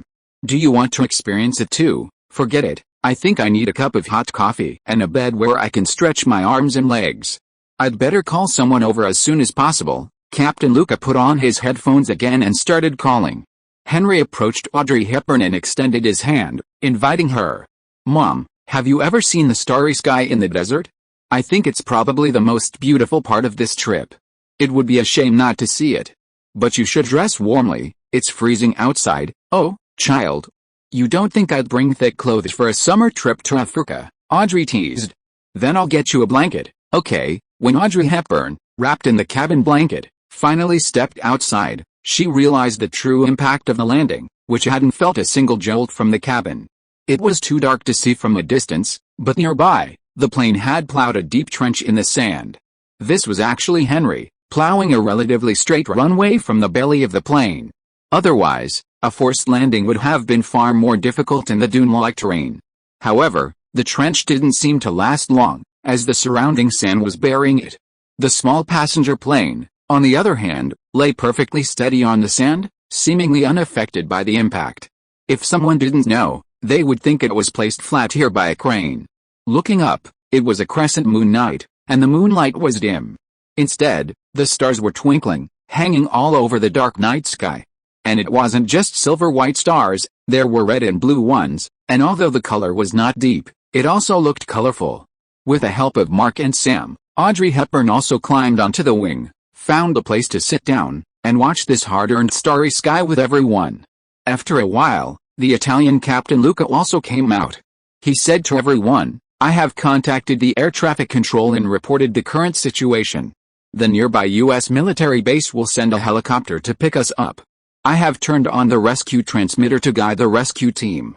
They will be here soon." Chapter 114 Welcome Home. In a beautiful scene, there are always some things that spoil the mood. This is normal. Henry broke the silence and said, "Do you remember what I asked you to keep secret?" No one spoke, just looked at the man who was speaking. Henry said to the Italian captain, "Captain Luca, you have to take all the credit for the successful forced landing this time. Are you ready to be treated like a hero?" "Hey, kid," but, interrupting Luca, Henry said, "if you don't be the hero, then all the drama we have performed before will be in vain. How many people will believe you if you say it is someone else's credit now? Besides, don't be afraid of taking the credit. I did do all this according to your orders. And I don't think anyone would ask for a perfect reproduction of all this when they are on your plane. So don't be afraid of being tested. Okay." The captain chose to compromise.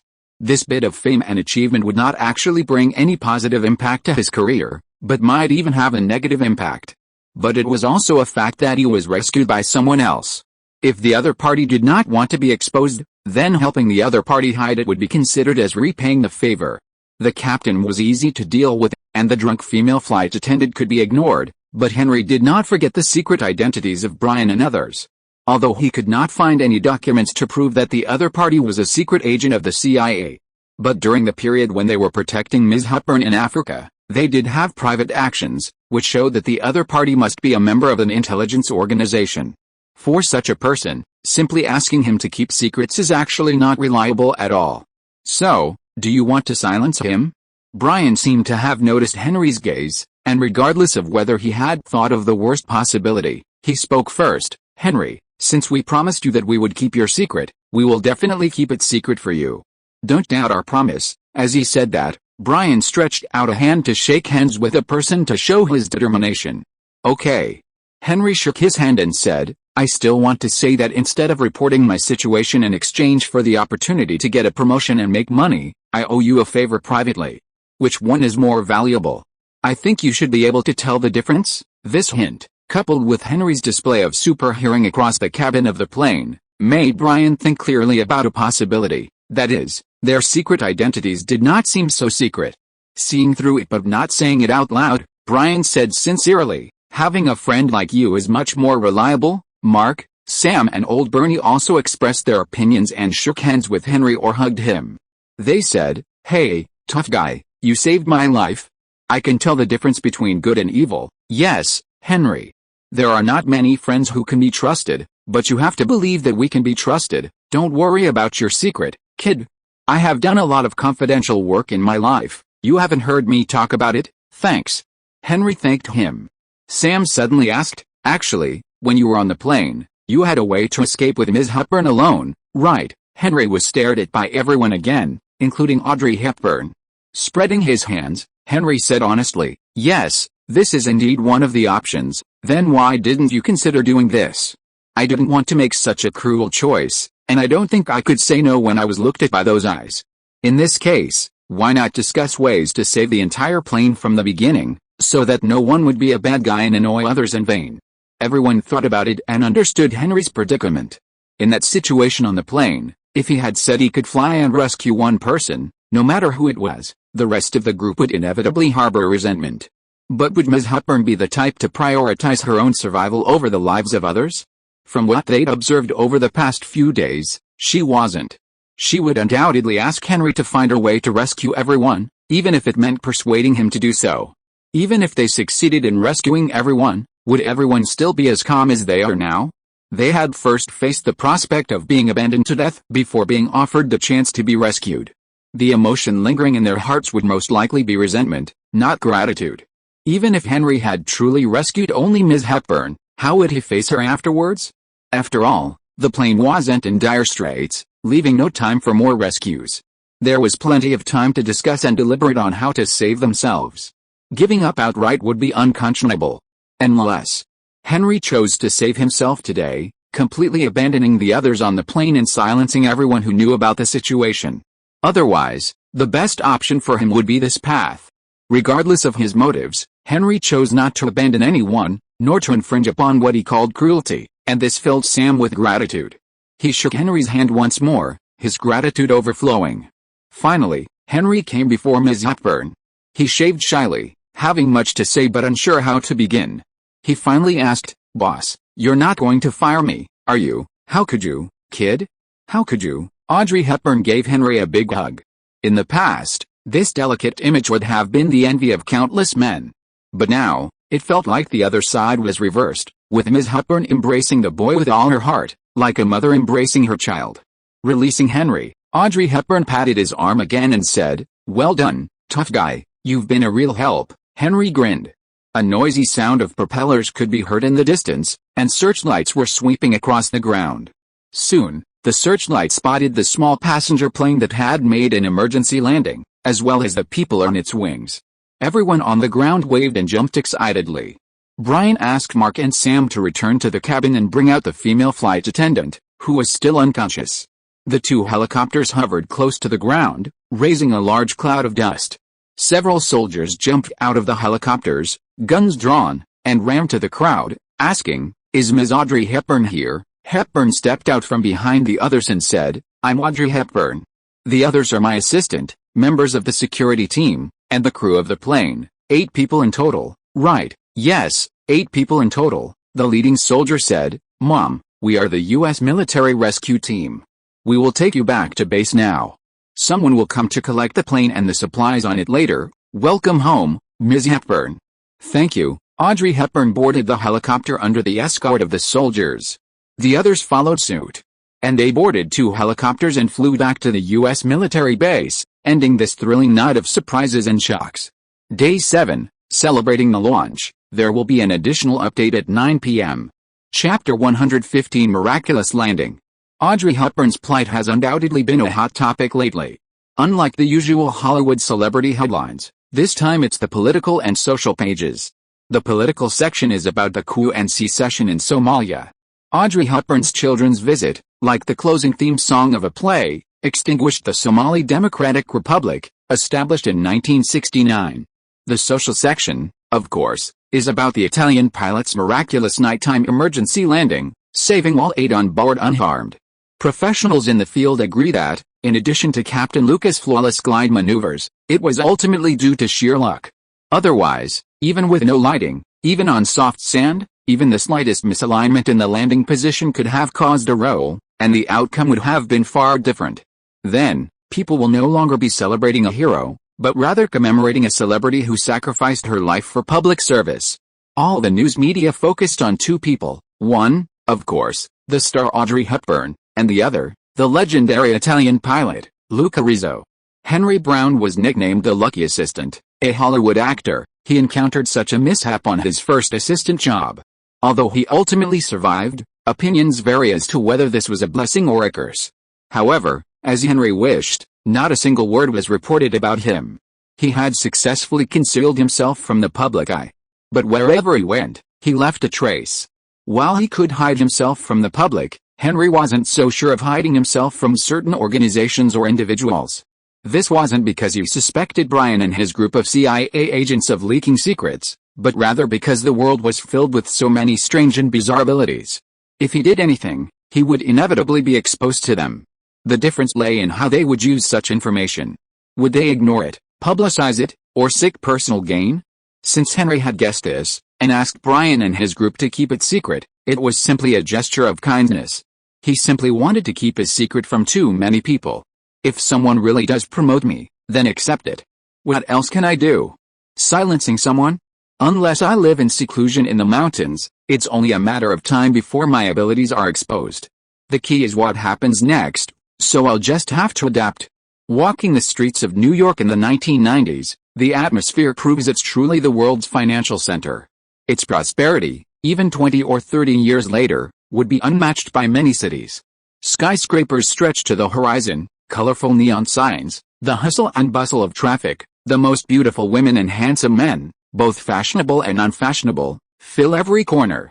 Even the scent of money, unlike anywhere else, fills my nostrils. It makes this city so unique.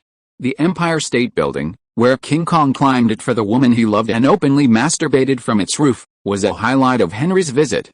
But it was also the epicenter of the Marvel Universe's catastrophe, something Henry had hoped to avoid. Unfortunately, Ms. Hepburn was waiting to be admitted to the United Nations to give a presentation at UNICEF, so she couldn't leave. In reality, the UN didn't require personnel to stay in New York, they simply had to show up at the appointed time. But considering Hepburn's advanced age and the fatigue of the journey, she decided to stay and participate in some charity fundraising activities. It was her rumored soulmate, Robert Wolds, who flew to New York to join her. Even her 2 sons, Sean Ferrier and Luca Dotti, took time out of their busy schedules to visit their mother. Today was a rare day off. Hepburn's agent didn't keep her schedule as full as it was in her youth. There were always some moments of leisure. Hepburn was deeply devoted to her family, and no one could tear her away from them. So, Henry took advantage of Hepburn and her family's rest in the hotel to stroll the streets, primarily looking for food. All their food, lodging, and meals were paid for by the government. Even though he wasn't able to sit at the same table with her family, the meals were all of the same high-quality, Western cuisine. A major drawback of the separate dining system is that the portions are fixed. At some high-end restaurants, if you ask for a last-minute order, the chef will roll his eyes. So, lately, Henry has been eating only half full, feeling embarrassed to order more. This is quite detrimental for a still-growing Kryptonian, not to mention the ever-starving Henry. So, whenever he gets the chance, Henry goes out to find something to eat. After all, it's his own money, so he can eat however he wants, and no one can control him. Afterward, he takes his stroll. The United Nations building is located in Manhattan, New York's most prosperous district, adjacent to the renowned Central Park. Ms. Hepburn stayed at a nearby hotel, so Henry, the assistant, got a great deal, living the life of a New York upper-class person. Central Park's fame isn't due to its stunning scenery, nor is it because it's a protected landscape or a historic monument. It's simply that in Manhattan, where land is so valuable, there's a park so vast it's practically paved with gold bricks. So, when strolling through the park, Henry enjoys the luxury of scraping every step, even scraping a bit of dirt from his shoe, which might be worth a few cents. It's tempting to take one step forward and 2 steps back, a gesture of respect for this priceless piece of land. I wonder if I could just scoop some dirt from the park with a bucket and a shovel and deposit it directly in the bank? Perhaps if I told those snobby bank tellers that this dirt came from New York's Central Park, they'd be so excited they'd drop to their knees in worship. Just as a certain Kryptonian was daydreaming, a familiar voice stopped him. "Henry, over here." Turning, he saw Audrey Hepburn standing by the artificial lake, waving. She wore a wide-brimmed ivory yellow muslin sunhead and a sleeveless, goose yellow top with a large bow on her right shoulder. Paired with a beige, black, and yellow plaid skirt and a white belt, the look was decidedly girlish. But on this woman, the outfit shone brightly, perfectly matching the sunlight glinting off the lake, making her seem luminous. Without a second thought, Henry trotted over. "Boss, why did you come out alone? Didn't you say you were going to rest in the hotel and spend time with your family?" "I suddenly thought of going to see an old friend. But the children are grown up and don't want to come with me. Even Robert has his own things to do. So you come with me, Henry." "Of course, boss." Henry did not object. Day 7, celebrating the launch. There will be an additional update at 9 p.m. If you are listening to this novel on a channel other than Fanfic World, it means it was downloaded and re-uploaded without effort. We warmly invite you to visit our channel, Fanfic World. There you will find the original version of this story and many other novels of various genres. We look forward to seeing you dive into a world of incredible novels. Chapter 116, Visiting a Friend. "First, we have to hail a taxi," Hepburn said, patting Henry on the shoulder. "Oh, my goodness, do you know how difficult this is? Hailing a taxi in New York City, come on, little tiger. It's not like you if you can't even do this, okay, but we have to go outside the park. You could stand in here all year and never get a free taxi." Henry made way, pointing to the nearest exit. Audrey Hepburn took Henry's arm and said, "You're right. So, let's go." "Do you know why Uber will be so popular in the future? It's because taxis in New York are so hard to hail. To prevent the world's busiest city from becoming a massive taxi-filled parking lot, the New York City government strictly controls the number of taxi permits. There are even 3 different types of taxis, with restricted pickup zones to prevent a large number of empty taxis from flooding the city center, randomly picking up passengers and overburdening the city streets. This is why in movies, you often see New Yorkers scrambling for taxis. It's truly a local trait, rarely seen in other American cities. Perhaps it was the blessing of Ms. Hepburn's lucky yellow outfit, but Henry, accompanying the woman to the main road, was lucky enough to hail an empty car and climb in. "Please go to 1407 Graymagen Road in the heart of Salem, Westchester County." Westchester County?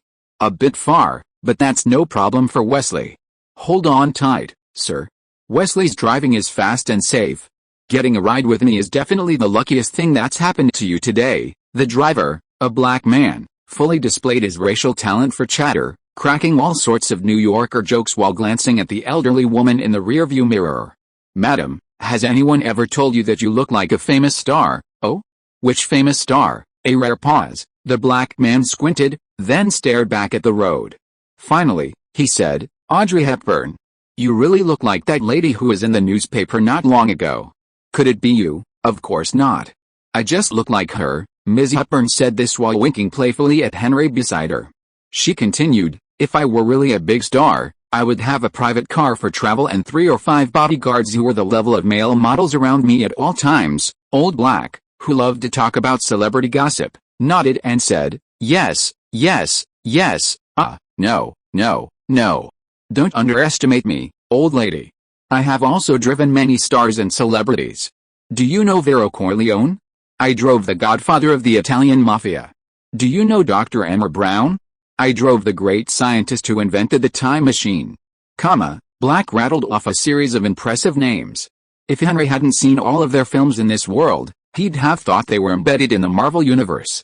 Simply put, Black was just using his racial talents to boast with his rapid, tongue-twitching voice. For example, if that mafia godfather really existed in this world, would he just casually take a taxi? Wouldn't he be afraid of being targeted and shot? The time machine was even more ridiculous. Henry didn't even bother to complain. Audrey Hepburn, however, seemed to be in high spirits, exclaiming with every name he mentioned. With such a cooperative audience, Black couldn't help but talk more enthusiastically. Time passed unnoticed, and the taxi arrived at its destination, a sprawling estate. Although Westchester County is the southernmost county in upstate New York, it's also part of the New York metropolitan area. Most residents commute to Manhattan via the Metro-North Railroad. It's easy to imagine that those who live here are not your average white-collar worker. And being able to own such a manor in a place like this is not something that ordinary people can do. Especially the copper sign at the main entrance of the manor, Xavier School for Gifted Youngsters. Well, it is indeed not a place for ordinary people. Watching Audrey Hepburn familiarly open the big iron gate and walked in, Henry was a little hesitant. Did he really have to follow in and act out this scene with her? Henry, why didn't you follow? Audrey Hepburn turned around and smiled. Here, oh, don't worry. The old friend I want to meet is the principal and person in charge here. Professor Charles Francis Xavier. This is not only a school, but also his family's business. Well, after hearing this, if Henry still doesn't know what kind of situation he is in front of him, then it would be a waste of his time traveling. It's just that although this world is not unfamiliar with mutants, but in the public intelligence, all members of the X-Men and the Brotherhood of Mutants are called by code names, and their bases have never been made public. I don't know whether they are afraid of being disturbed or afraid of people defecting. Moreover, the love-hate relationship between the two parties was more than 10 years ago. There haven't been so many conflicts in recent years, but the ideologies are still opposed to each other, but both have accepted the arrangements of the U.S. government. This is like the dispute between the Republican Party and the Donkey Party in American politics. There is no saying who is good and who is bad, it's just that the ideologies and positions are different. So under normal circumstances, ordinary people would not know what this place is for, and who Professor Charles Xavier is. However, Henry wondered if there was any point in continuing to pretend to be stupid if he wanted to trick himself here. Don't pretend to be stupid like last time, and finally pretend to be stupid again. Henry simply laid his cards on the table and said, I'm not going in, Mom. You pretended to be that person perfectly, and I was fooled by you at first. But let's stop here. Oh, when did you realize that something was wrong? Audrey Hepburn did not deny it, but transformed in front of Henry. The skin turned from top to bottom, and the whole person changed drastically, from a relatively thin figure to a normal plump woman. And she was a female mutant with blue skin, dark blue veins, yellow eyes and red hair, Mystique. This is really not surprising at all. Henry said, I noticed it from your conversation with the driver in the taxi. The real Ms. Hepburn would not make such a tasteless joke. And you admitted it yourself. You are not Audrey Hepburn, you just look like her. You tell the truth with a clear conscience because it is true. Isn't it? Chapter 117 Xavier School for Gifted Youngsters. If there was any real difference, it was the distinct hormonal scent emanating from Mystique, completely different from that of Audrey Hepburn herself. Henry initially didn't take this unusual change seriously, believing it was merely a chemical reaction caused by the perfume, and so he was genuinely fooled. So, you've guessed where this place is, fellow human, Mystique said, revealing her true form. Before, I assumed this was the headquarters of the X-Men or the Brotherhood of Mutants. Henry continued to play dumb. After all, this was undisclosed information. But now that we see the renowned Mystique, it's easy to guess whose territory this is.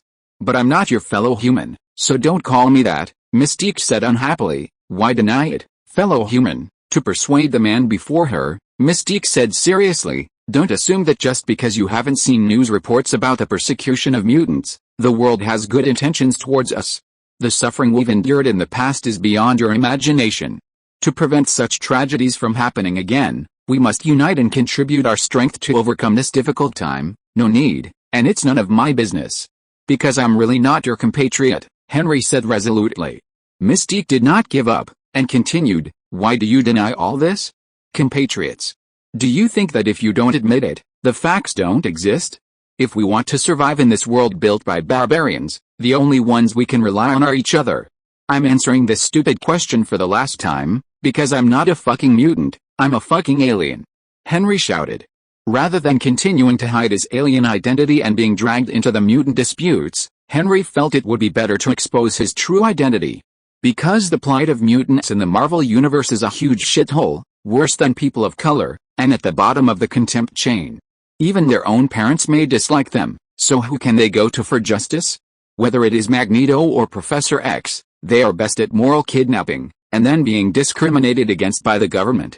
In short, no matter who you join, there will be no good ending. Instead of this, it is better to draw a clear line with them. This is the judgment made by Henry. Don't be dragged down by a group that is still confused about its internal self-positioning. Besides, he really has nothing to do with mutants. It's not just that he wants to cut off and pretend that nothing has to do with him. I am an alien and I am proud. I don't know if it was the momentum of Henry's shouting that frightened Mystique, or if what he said was too incredible to scare people. This was one of the most magical aspects of the Marvel Universe.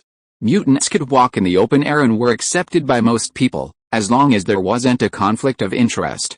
But aliens were still a term found only in tabloids and science fiction movies, or in undisclosed government intelligence. Mystique, with a look of disbelief on her face, pointed at Henry and tremblingly said, "Walt.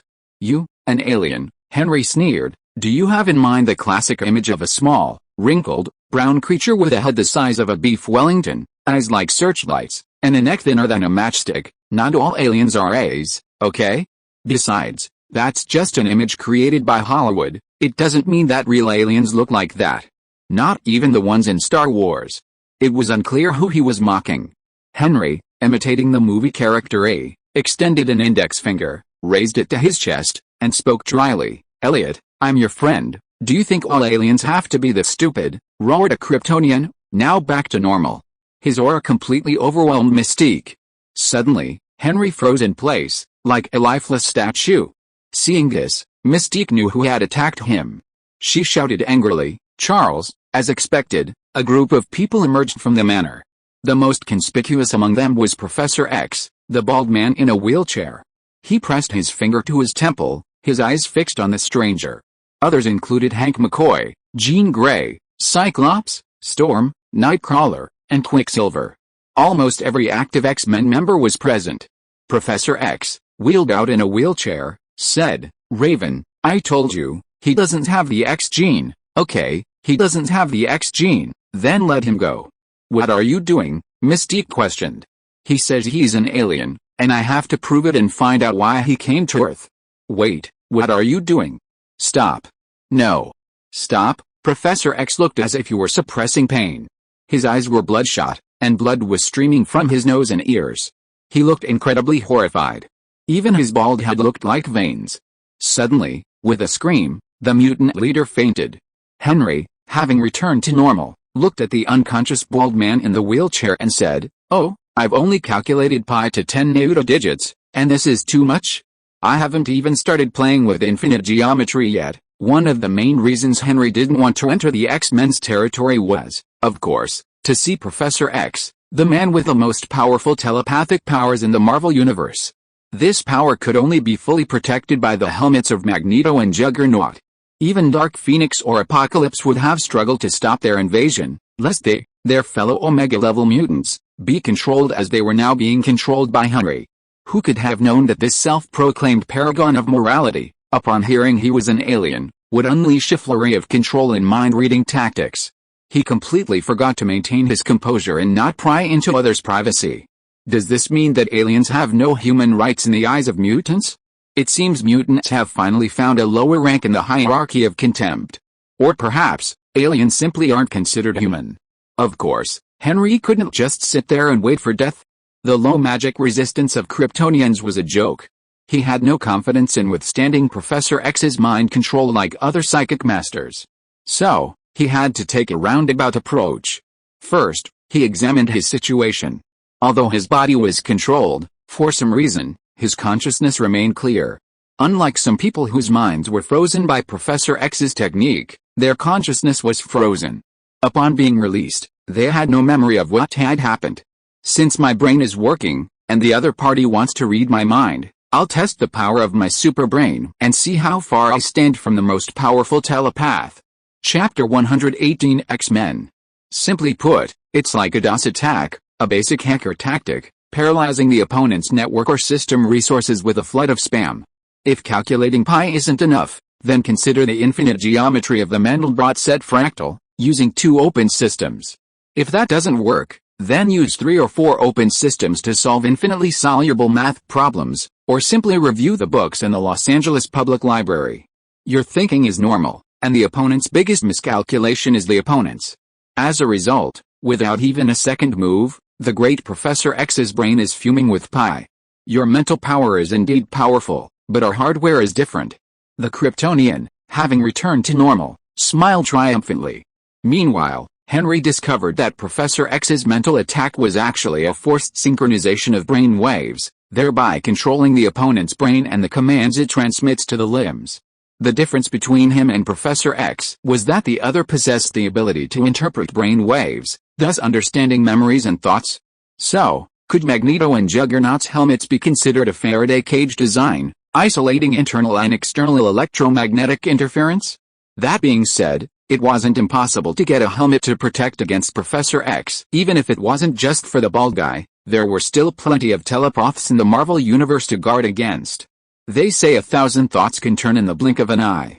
While Henry was still lost in thought after Professor X fell, the other X-Men certainly wouldn't stand idly by and let the situation unfold.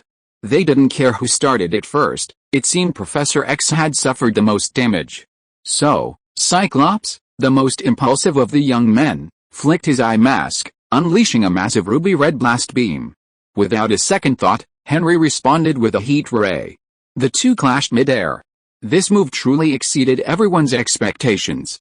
Storm instantly floated into the air, her eyes wide, her hair swirling like water. Ionic discharges appeared around her, clearly preparing for a powerful attack. Meanwhile, Quicksilver's thoughts were simpler. Raised in a single-parent family, he'd been taught Professor X's emasculated, good-minded heroics. Faced with his enemy, his first thought was to find a rope to tie him up. And so he did. However, just as he found a thick rope on campus and ran back to the school gates, where the confrontation had taken place, Quicksilver saw something he had never imagined he would see. He quickly rushed past the man engaged in a duel with Cyclops. The man, seemingly giving up, turned and looked at him. Their eyes met, one sneered, the other in disbelief. Just as Quicksilver was about to tie the rope around the man, he tripped. Henry, with equal speed, tripped him, throwing Quicksilver off balance like a schoolboy caught in a successful prank. But Henry, of course, didn't let Quicksilver fall flat on his face. Instead, he grabbed the rope, yanked it back, and flung him directly into the airborne Storm. Hit by the human cannon, Storm and the other were sent flying. Only then did Henry follow up with a heat ray, having retreated a considerable distance, and continued his standoff with Cyclops. But Henry's super brain still had time to ponder a question. Although this thing looked like light, it wasn't traveling at the speed of light. Since people could see the trajectory of the shot, it only meant it was slower than a bullet. If it truly adhered to the laws of physics, there would be no time for him to play with Quicksilver. If he turned his head, even in bullet time, he would be instantly struck in the head by Cyclops' blast of vision. Was this meant to show that he and Quicksilver were truly fast, exceeding the speed of light? Or was it meant to say that these beam-like abilities were simply streams of high-temperature, high-energy plasma that had to travel and make contact with the enemy to cause damage? Henry's super brain hadn't yet figured out the underlying principle, and the other X-Men continued their actions. Storm, who had been sent flying along with Quicksilver, could be ignored. Hank McCoy transformed into a muscular beast with blue fur and skin, his size more than doubled. He clasped his hands together, raised them overhead, and leaped towards Henry, ready to deliver a powerful blow. Henry, cunningly, at the last moment, used his super speed to snatch Mystique and shield her from him. Both the attacker and the one suddenly about to be struck realized what was happening. But helpless, they could only stare with wide eyes and open mouths. It was too late for the beast to withdraw his blow. His hammer slammed fiercely into Mystique's forehead, sending her reeling and falling to the ground. The beast landed in Henry's original position, completely bewildered by his new target. But this position wasn't exactly auspicious. Cyclops, not having time to close his eye patch, unleashed a blast of vision that sent the tough beast flying. A normal person would have likely died from Cyclops' furious blow. But the massive beast survived, sustaining only minor injuries. The blow, combined with the inexplicable mistake of hitting the wrong person, left the genius's mind somewhat bewildered. Cyclops tried to continue his attack, but Henry wasn't having any fun. He reached him at super speed and ripped off his eye patch. Shocked at the loss of his blindfold, Cyclops crouched down with his hands covering his face. This was useless. The only X-Men left capable of combat were Nightcrawler, who could teleport, and Jean Grey, a telekinetic and telepathic figure. Henry didn't consider these two, a coward and a miniature Professor X, seemingly unsure of where the Phoenix Force was, to be serious enemies, so he wouldn't attack them. Of course, the red-haired woman standing there couldn't be ruled out as another mutant. After all, they didn't introduce themselves when they appeared, and her appearance wasn't as easily recognizable as Nightcrawler's, with his blue skin and tail. The Phoenix Girl's identity was just Henry's conjecture. As for those he defeated, they'd been the first to attack, and Henry felt perfectly content to fight back. Oh, the only exception was probably Mystique. She didn't attack him, but she still got him into trouble. So Henry didn't take the initiative to beat her, but simply used her as a shield to withstand the beast's attack. The helpless Nightwalker seemed to want to do something, but Henry raised a finger and shook it, stopping him. Ah, tisk tisk tisk. If you don't make a move, I won't hurt you. Chapter 119 Good Causes and Bad Consequences. Nightcrawler, more courageous than ruthless, looked helplessly at his only remaining companion, his tail drooping. Jean Grey had the courage to become an X-Men. But unlike the other reckless men, she didn't believe she could stand alone against a man who had nearly wiped out the X-Men. Even with Nightcrawler, she almost forgot he was still standing. So Jean Grey didn't rush in, but instead demanded, "What exactly are you trying to do?" Henry was speechless, tossing Cyclops' eye patch at him and saying, "I think I should be asking you this. What do you want to do to me? Not only did you trick me here, but you're digging into my brain the moment we meet." Henry suddenly remembered something. The characterizations and origins of Marvel characters are a matter of study. While the multiverse concept is used briefly, the details of each character's personality vary from one universe to another.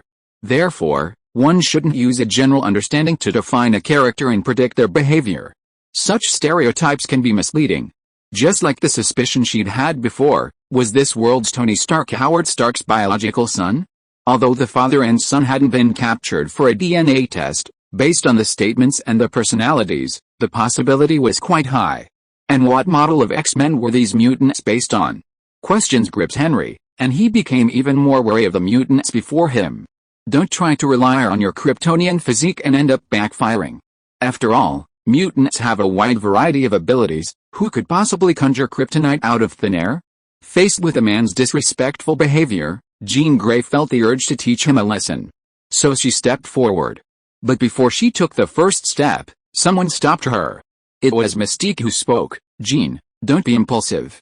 Check on the others first." After a pause, Jean Grey abandoned her original thought and went to Cyclops, returning his eye patch. Only then did she ask Nightcrawler to cooperate with her as she checked the injuries of the others one by one.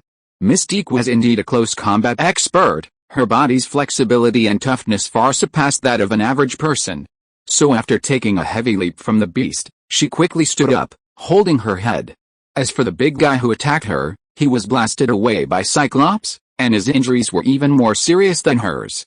However, there was no time to worry about the beast being blasted away, so Mystique stopped Jean's reckless actions. She looked at Henry with a complicated expression, then at her companions who were almost completely wiped out. Although no one seemed to be dead, and even the injuries were not necessarily serious, the difference in strength was already obvious. The other party said that he was not a mutant, but an alien. At this moment, Raven already believed most of it. This is because mutants rarely have multiple abilities. Most have only one ability, and they develop it in a targeted way, which can show different abilities. Watching Mystique struggling to stand, Henry, unwilling to continue falling prey to her dominance, questioned her soul. "What have I done to deserve this? And you haven't even asked. You've just invaded my mind." Mystique didn't respond directly, instead asking, "What happened to Charles?" "Who's Charles?" The Kryptonian, in his habitually playful manner, said, "That bald, idiotic man in a wheelchair."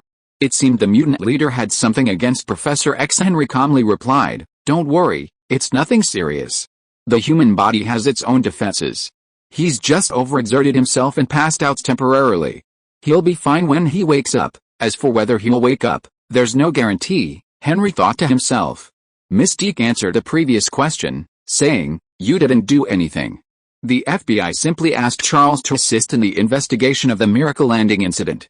"He saw your actions in the memories of Captain Luca Rizzo, so that piqued our curiosity." Henry frowned and asked, "Did you tell the FBI about me?" "No, the FBI only wanted to investigate whether there was terrorist infiltration, which meant clearing the people on board. We told him the truth. We didn't say anything more." "Oh, huh?" He looked at this version of the X-Men with amusement. They were cooperating with the government, yet secretly concealing information. What were they trying to do? Thinking of Professor X's initial appearance, his tendency to get inside other people's heads, only solidified Henry's decision not to associate with him. He looked at Mystique with pity and said, "I remember Professor X was the leader of the X-Men. It must have been tough for you to have such a leader." "What makes you say that?" Compared to Mystique, who had seen more and constantly played the role of someone else, this Jean Grey was younger and more impatient. Unable to bear the criticism of her mentor, who was like a father to her, she confronted the alien before her. Mystique's emotions weren't quite as intense, but her yellow eyes betrayed discontent.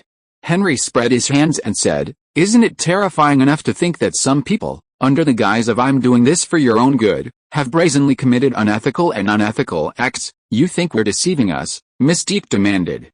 "No, it's more terrifying to think that you believe it's right. The Crusades, through history, slaughtered infidels and engaged in all sorts of acts of sexual exploitation and robbery. Did they consider themselves criminals? Were not crusaders, were the persecuted?" Mystique retorted angrily. Raising his hands in surrender, Henry said, "Perhaps my example is a bit extreme. But think about how many times you've done things against your conscience under the guise of good intentions. For example, this." Henry pointed to his head again, alluding to Professor X's invasion. "It really doesn't stop, it's brought up again and again. For example, if you were to read the memories of a heroic pilot. It's like stripping someone naked without their consent and letting you judge them. Is that really right?" "Oh, I see. The pilot's incident was because the FBI ordered it, so if you think it's wrong, it's the FBI's fault, right? And in my case, aliens don't have human rights, so there's no need to worry about such trivial matters, right? It's like the niggas, who have been discriminated against by white people for hundreds of years, are keen to discriminate against brown, yellow, red, and South American mixed-race people. As long as they can still discriminate against others, it seems to prove that they are not the lowest of the low." "Enough." Mystique and Jean Grey couldn't help but shout in unison. Once again, he raised his hands and took 2 steps back. Henry made a zipper-pulling motion in front of his mouth. Chapter 120 Parting on Bad Terms. Jean Grey wasn't the type to hold back when scolded. She raged, "As long as what we do brings good results, what's wrong with it, even if it goes against his wishes?" Henry asked. Jean Grey paused. She managed to say, "We're doing this for his own good." "Oh," Henry continued. "Suppose there's an old woman whose beloved child died in an accident. She's consumed by grief, even to the point of affecting her health and daily life. Do you think it would be better to erase the child's accident from her memory? So that she goes from knowing the child is dead to knowing the child is missing, from grief to worry, or should we simply erase all memories of the child from her mind? Let her forget she ever had a child she loved so much? That way, she won't have to dwell on the grief, and it won't affect her health." "That would be a good thing, wouldn't it? Without the memory of the child, she'd no longer be sad, but she'd also be missing the memories she cherished most. Without sadness, without love, you've just ripped out a piece of her life, perhaps the most important piece. Could you have made a decision on your own, without going through that old woman?" Jean Grey, stunned by the question, looked bewildered. Henry delivered his final blow, pointing at her and saying, "If you were the protagonist of this tragic story, would you still agree that the person who did this was right?" He didn't know which version of Phoenix this was, but looking at her innocent and naive appearance, oh no, innocent, one could probably guess that Professor X still had the mental shackles he'd set in her head. Of course, Henry wasn't saying this to expose the truth, but simply to quip. It was then that Mystique intervened, hugged her student, and shouted, "Don't pay attention to his words. He's just shifting the subject, confusing your judgment." "Aha, there are still smart people out there," Henry laughed. Even with a few hiatuses, decades of professional keyboard warriors' verbal attacks were no match for a young girl with no experience. This version of Phoenix looks like she's barely out of adulthood, barely out of college at most. With Professor X's overly protective upbringing, she's likely been relatively new to the world, making it easy for her to play along. Not playing along would be a shame. It's like wanting to pull a kitten's whiskers when you see one. It's the ultimate in lechery. But Mystique is a seasoned observer of the world, well-versed in psychology. She gestured in the direction of departure and declared, "Go away, alien. I think we've learned our lesson for today's offense. You don't need to stay and continue your rhetoric, this was a formality." Henry laughed. "Oh, is that an apology? How could a woman of my low class apologize?" Mystique lashed out, harping on Henry's earlier sarcasm. "Hey. I offer my sincerest apologies for the trouble we've caused you. I'm sorry. It's okay, I forgive you." While this might sound like an unsolicited apology, Henry spoke more like he was representing the X-Men, demanding an apology, and then forgiving them himself. Before Cyclops, having his eye patch back, could erupt again, Henry walked away with a relaxed gait. On his way out, he assessed this unexpected encounter. Despite a small victory over the X-Men, Henry wasn't complacent. It wasn't so much the Kryptonians' powers, after being exposed to the yellow sun, that were overpowered, but rather the gap in intelligence, which allowed him to surprise his opponents and lay the foundation for victory. Although he couldn't recognize one another at first glance, he was still able to discern their identities and abilities from certain features. Furthermore, Professor X was immediately defeated by the most formidable Omega-level mutant. It wasn't surprising that he had achieved such a feat, achieved without any intention, before his intelligence was fully exposed. Moreover, this was just a trial run, neither side had yet begun to fight tooth and nail. A superhero's most troublesome trait is their unwavering resilience. In Japanese, it's called a burst of energy, while in Marvel, it's called "I can keep you entertained all day." They constantly resurrect to full health, making one wonder if these people are even from Earth. And when everyone really went all out, the game wasn't the same playful way it had been before. That's why Henry considered himself only a small win, not a major victory or crushing victory to be proud of. In fact, if he could help it, he wouldn't even want such a small victory. He'd just exposed his abilities for nothing, and gained nothing. He didn't want to apply to the X-Men, let alone become a mutant. What was the point of exposing his abilities? This wasn't like last time, applying for the position of Audrey Hepburn's driver and bodyguard, so he exposed his steel-like abilities just to increase his chances of getting the job. This time, he was really forced into a desperate situation. As for the mutant community, the old saying persisted, "An alien like me, why would I mess with them?" The thankless task was secondary. The main issue is that even if he achieved something, he wouldn't necessarily be grateful to all mutants. There would always be naysayers, traitors who would hinder him, opportunists who only wanted to profit, and saintly people who wanted him to do more. Most of them are surrenderists and escapists, always thinking they can just live the same ordinary lives as before. Seriously, even the black community isn't that difficult to deal with. Anyway, back in Manhattan, Henry still sees himself as the assistant to a washed-up superstar, not caring about the lives of mutants. He still has work to do. Going out today was just a break from his busy schedule. Unfortunately, this wonderful time was interrupted by a group of uninvited, ignorant guests. Time lost cannot be recovered. So Henry had to use his superpowers to compress what he wanted to do and get it done as quickly as possible. He had to drive to pick up Audrey Hepburn and her family before dinner and take them to a restaurant they had reserved. Speaking of which, Hepburn's eldest son, Sean Ferrier, also entered the film industry after graduating from college, leveraging his parents' connections. This year, he made his debut as executive producer on a film. His father, Mel Ferrier, a veteran actor, even has a cameo appearance in the film. Hepburn's youngest son, Luca Dotti, is still in college and had taken time off to visit his mother. It's ironic. Although Audrey Hepburn valued family, her family had no ties other than her, and they weren't close to each other. After this meal, except for her current boyfriend, Robert Wolders, who'll stay, the two children will return to their own lives. Just like the Buddhist concept of not getting what you desire, one of the 8 sufferings. Chapter 121 Assistant Work. In the backseat of a rented luxury car, Audrey Hepburn and Robert Wolders fiddled with a pair of wireless earbuds. This was a small, self-developed research product Henry had given them while they were stopped at a traffic light.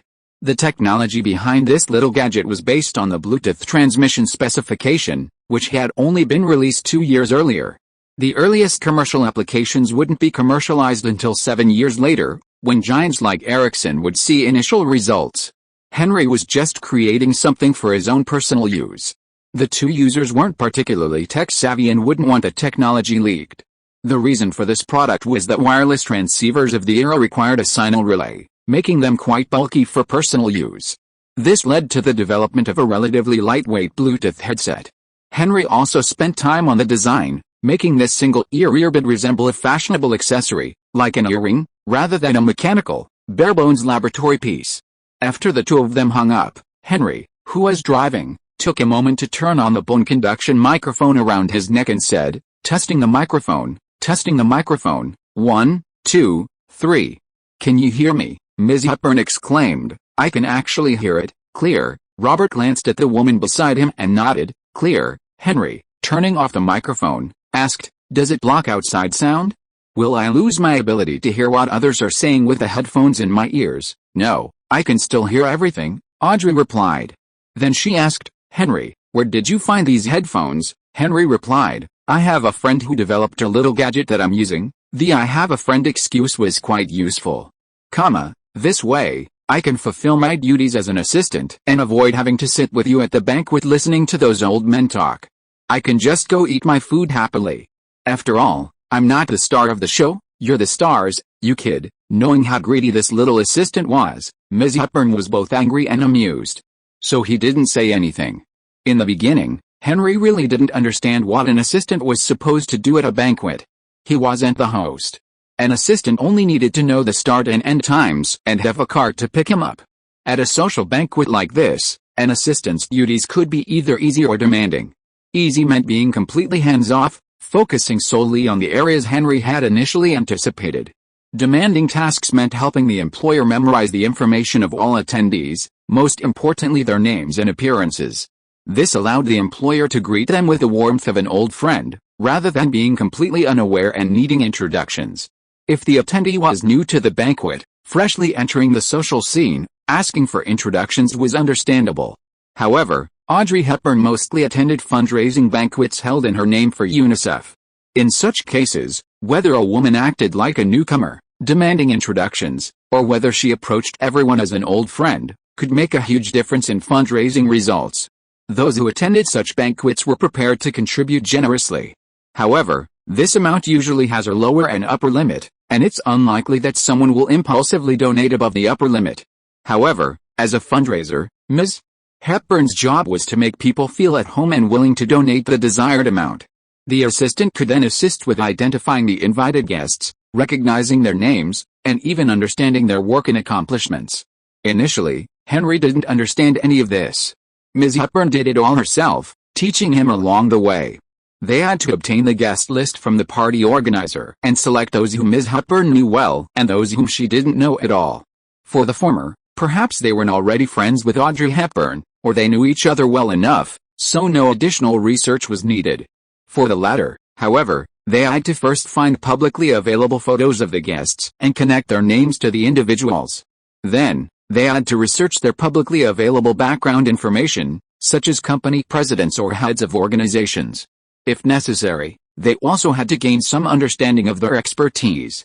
In addition to researching this information, Ms. Hepburn also needed to spend time memorizing and reciting it, so she could present herself with ease at the banquet and treat everyone with the warmth of an old friend.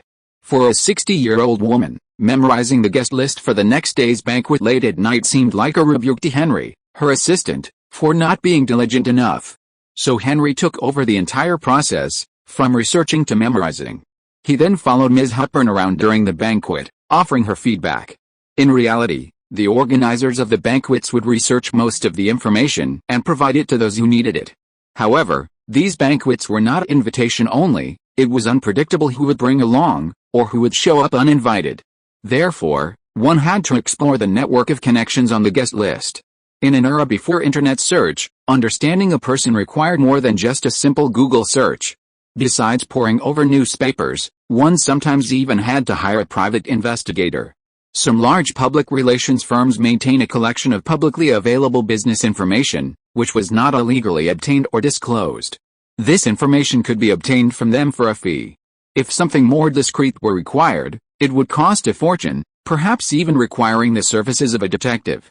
In short, Henry's role as assistant would give Ms. Hepburn more time to rest. However, accompanying Ms. Hepburn as an assistant was somewhat inconvenient. Western banquets lack distinct seating arrangements, and most people wander around. Although Henry stood behind Ms. Hepburn, the attendant's seat, he was occasionally squeezed in, leading others to mistake him for a companion. Seeing an unfamiliar face at a banquet inevitably led guests to inquire about his identity. After all, Henry was roughly the same age as Ms. Hepburn's second son. To call him an assistant at such times was awkward for both parties. Modern banquets were unlike those of the aristocracy, where guests and servants were clearly dressed, making them easily distinguishable. Then there was Robert Wards, the woman's avowed life partner. Ms. Hepburn was quite keen to bring Robert to these social events, and Robert himself enjoyed and relished a feeling of participation. This was in stark contrast to Henry's eagerness to hide, his attitude unseen. Henry, the assistant, couldn't continue to occupy the seat next to the lady, providing her with face-to-face information about the guests. A small group of three, inseparable, would have been too cumbersome for the banquet. So, he simply got a set of one-way walkie-talkies to free up his own redundant manpower. And just as he'd said, it would give him more time to eat. Chapter 122 Fundraising Banquet. The man walking towards me is Jean-Jacques Handerly, a senior executive at the Bank of Geneva. His companion is the model Cindy Crawford, a top Northwestern University graduate on a temporary leave of absence. Over, Henry spoke through the bone conduction microphone and then turned it off. He picked up a small cake from the table and began to eat. Not far away, Ms. Hepburn and Robert met the man and woman Henry had mentioned. They shook hands, and the two women even exchanged kisses on the cheek. Ms. Hepburn was the first to greet him. Mr. Handerly, I'm at the Geneva Bank in Switzerland. How come I haven't seen you there? Oh, Mom, I was assigned to New York a long time ago. It's not unusual that I don't see anyone in Switzerland. As the world's financial center, New York's importance is unquestionable. I believe that after your training in New York, you will surely rise to the top of the bank when you return to Switzerland. Thank you for your good wishes, Audrey Hepburn then warmly greeted her young companion. Ms. Crawford, you are a top student at Northwestern University, a gifted individual with both intelligence and beauty. Even when I was younger, I would have been jealous of you. Oh, Mom, I'm ashamed to say that I've taken a leave of absence from Northwestern to focus on my modeling career. Your achievements are actually what I'm aiming for. Perhaps I could ask you some questions about the film industry. Of course, dear. Cindy Crawford then asked about her preparations for entering the film industry. Her companion, Mr. Handerly, then discussed with Robert the current hot topic, the crisis of the Red Empire in the North. Henry, standing far away, saw and heard all of this with his supersensory perception. He estimated that the conversation would last another 2 or 3 minutes before a second group would join. Western social gatherings, while seemingly chaotic, actually operate under a set of rules. Those not on the loop wouldn't understand the underlying dynamics, only seeing a superficial casualness. Without going into the details, let's say the star of this gathering was undoubtedly the fundraising figure, Audrey Hepburn. Everyone attending the fundraiser would exchange a few words with Ms. Hepburn to leave a lasting impression. But no one would talk much, preserving time for others. If a brief conversation yielded a topic of interest or a work-related matter, they would schedule another meeting. Otherwise, they would exchange a few brief words, perhaps expressing interest or stating their stance, and then leave it at that. These details could become topics for the next conversation, or even a reason for reconnecting someday. As for attendees like Henry, they could simply stand at the edges of the gathering, uninterrupted. Grabbing some food and drinks wasn't a big deal. At a banquet like this attended by such high-class people, the food and drinks certainly weren't cheap. One can't help but wonder if most of the fundraising money was spent on food and drink. Seeing the next group approaching Ms. Hepburn, Henry swallowed his food whole, turned on the bone conduction microphone, and said, Dwayne, the head of Wall Street Investor Center. A speculator who trades in junk stocks. As for his female companion, I don't know her. Since this was a semi-public fundraising event, it was inevitable that some people from all walks of life would be present. Besides, Henry's eyes weren't some facial recognition system that had memorized the portraits of every American. It wasn't uncommon for someone to be unfamiliar, but it usually meant the person wasn't of much value. Ms. Hepburn and Robert also saw something in the other person's cheap attire. They say that an old person in the family is like a treasure. These people, seasoned in the ways of the world, often have a remarkably accurate eye for character. However, neither of them was the type to be condescending or particularly humiliating. After exchanging a few polite words and politely declining the promising stock investment, the matter was over. Meanwhile, the person providing the guest intelligence encountered unexpected trouble. A speculator who buys and sells junk stocks? What an interesting comment. Does such a profession really exist? Master Tony Stark, champagne in hand, bluntly criticized the other person's remarks. Henry, unsurprised by the young man, said, "There are countless professions in this world. As long as you can make money, anything is possible. For example, do you know of people who hire children to put out and light lamps? How could such a job even exist? You better not be making up nonsense." "I don't like it," Tony said with a frown. Henry laughed. In the 18th and 19th centuries, whale oil was the primary fuel for streetlights. To light and extinguish the countless lamps on London streets, the City Hall hired children to handle this task. That included refilling the whale oil.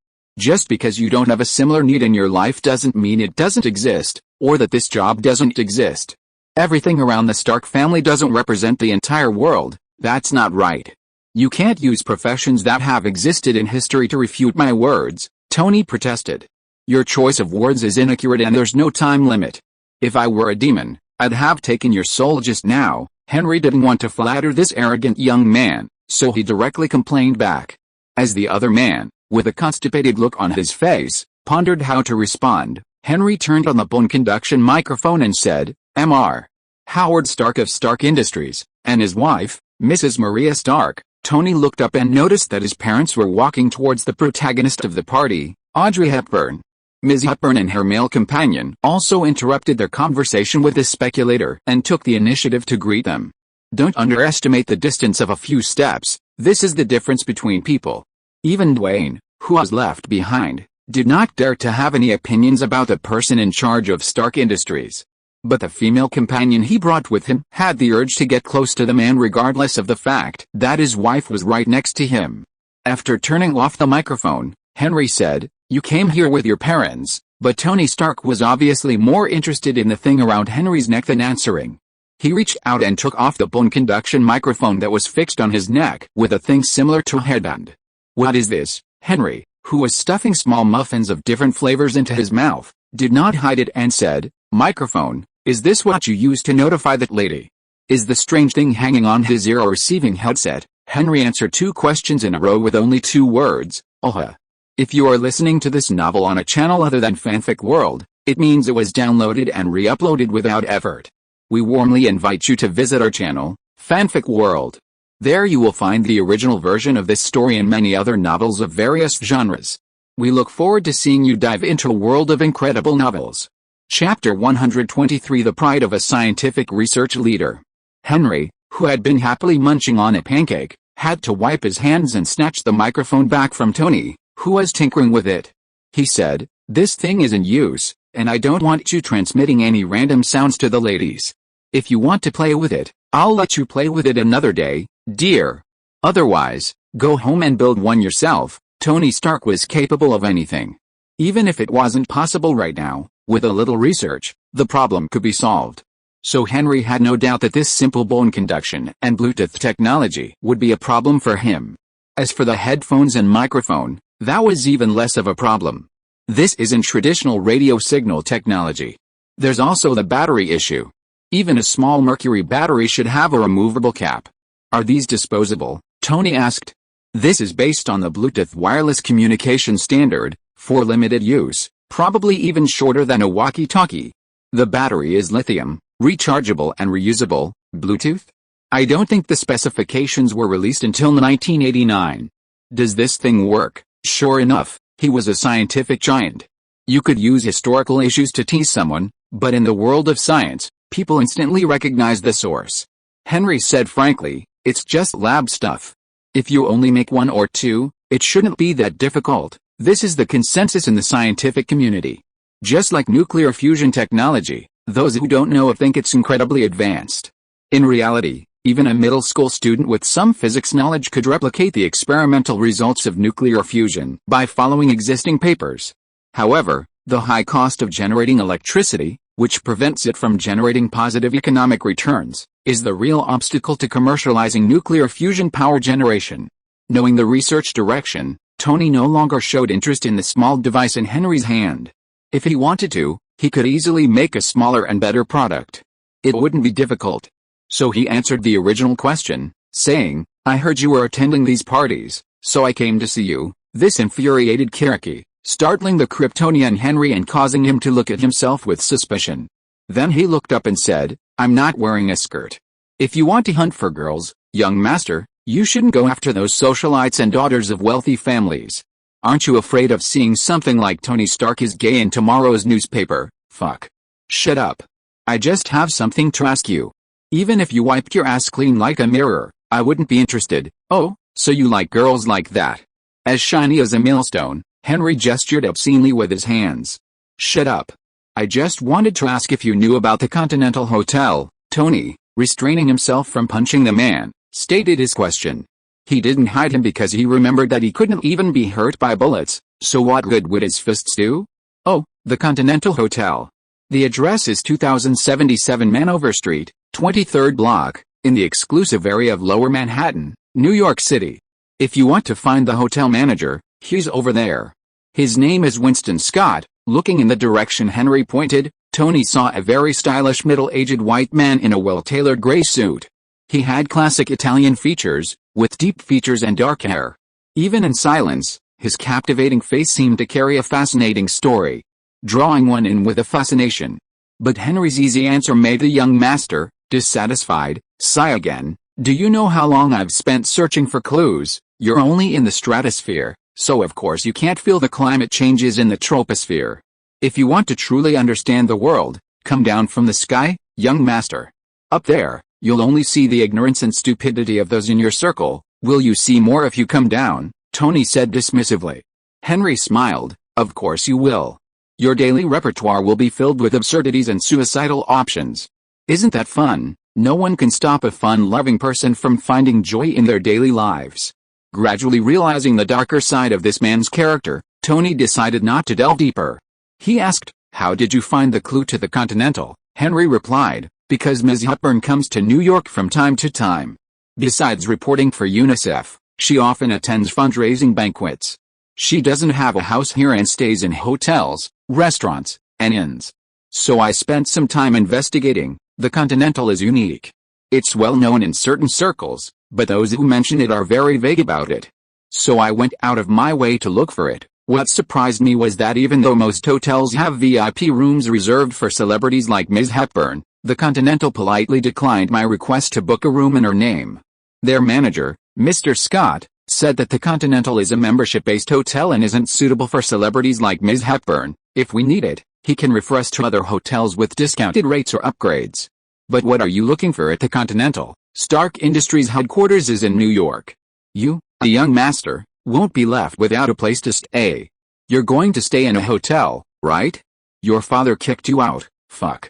If that weren't all that, we could still be friends. Oh, young master treats me as a friend.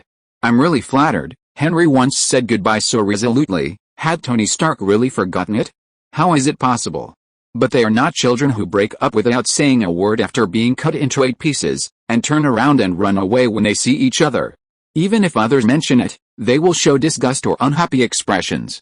In the workplace and business, there are so-called social interactions. No matter how annoying the person is, as long as the other party does not step on your bottom line, who would not be polite and give him a good face? If you don't have this ability, don't mix in this circle. Besides, the standard of friendship for rich people is to divide them into useful and useless. Otherwise, there would be no such saying as there are no eternal enemies, nor eternal allies. Tony Stark wanted to know the news, so he came and asked when he saw people. And Henry said this kind of insignificant information. This is the social attitude of adults. Before interests are involved, it is all hypocritical acting. But since it was just a chat, Henry was a little curious. He said, "You haven't said it yet. Why are you asking about the Continental Hotel? Are they planning to buy this hotel? I haven't found out who the parent company behind the Continental Hotel is. Not to mention whether they're publicly listed or not. If they want to acquire it, I don't have enough power. I'd have to rely on the young master to personally explore the way, still feigning ignorance. The Kryptonian said casually. Chapter 124 Continental Hotel. Why would I buy a shabby hotel? Tony retorted, confused. Henry casually replied, I don't know. Maybe I'm planning to turn the whole building into a giant robot, or maybe a love hotel, and install hidden cameras everywhere. Okay, just a fantasy, a stupid idea.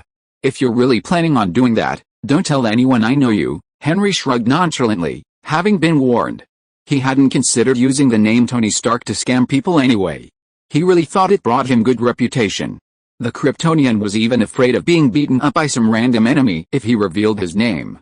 No kidding. Do you remember what happened between us? Tony asked.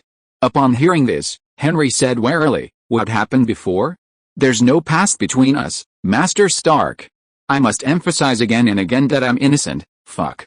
I wouldn't even look you in the eye even if I slept with your wrinkled mother. That's not what I'm talking about. Tony had no chance with his mother in his previous life, and he didn't even know who his mother was in this life. So, Henry didn't take this level of verbal attack seriously. They both took a glass of champagne from the passing waiter's tray to moisten their throats. Having calmed down a bit, Tony Stark resumed, we were attacked by assassins at the Los Angeles banquet. According to my information, those assassins were from the Continental Hotel, so, Henry, who had long smelled trouble, had tried to make jokes and put the matter aside, but it was obvious that he was failing. He could only respond with a nonchalant attitude. Tony was naturally dissatisfied with this attitude, but he knew not to stray from the topic, otherwise he would definitely be led astray. So, sticking to the point, he said, I want you to come with me to the Continental Hotel to discuss this. Not interested, Henry said bluntly. Tony paused, realizing something, and said with a hint of irritation, I know you weren't actually in any danger that day. The young master thoughtfully remembered not to publicly expose Henry's uniqueness. But when someone gives you trouble, you don't respond at all. If you act weak and vulnerable, more people will bully you. Do you really think the Stark young master has never faced school bullying? He skipped a grade in school, surrounded by older kids, and the children of wealthy families. There were always those tactless brats who would cause trouble for him. His father didn't care about his life or death, or so Tony thought, so he had to fend for himself. Whenever he faced bullying, Tony would fight back fiercely. Only by beating the bully until he couldn't fight back would the situation subside. And if the bully came home crying for his father, then it would be a test of who had the strongest backing. Howard Stark, summoned by the school, would never allow his only son to be treated by outsiders. And since doing so would reveal the sullen expression of the elder Stark, Tony was somewhat content to indulge in the practice. Fortunately, he still cared about the Stark family's reputation and didn't go from being the victim of bullying to the bully.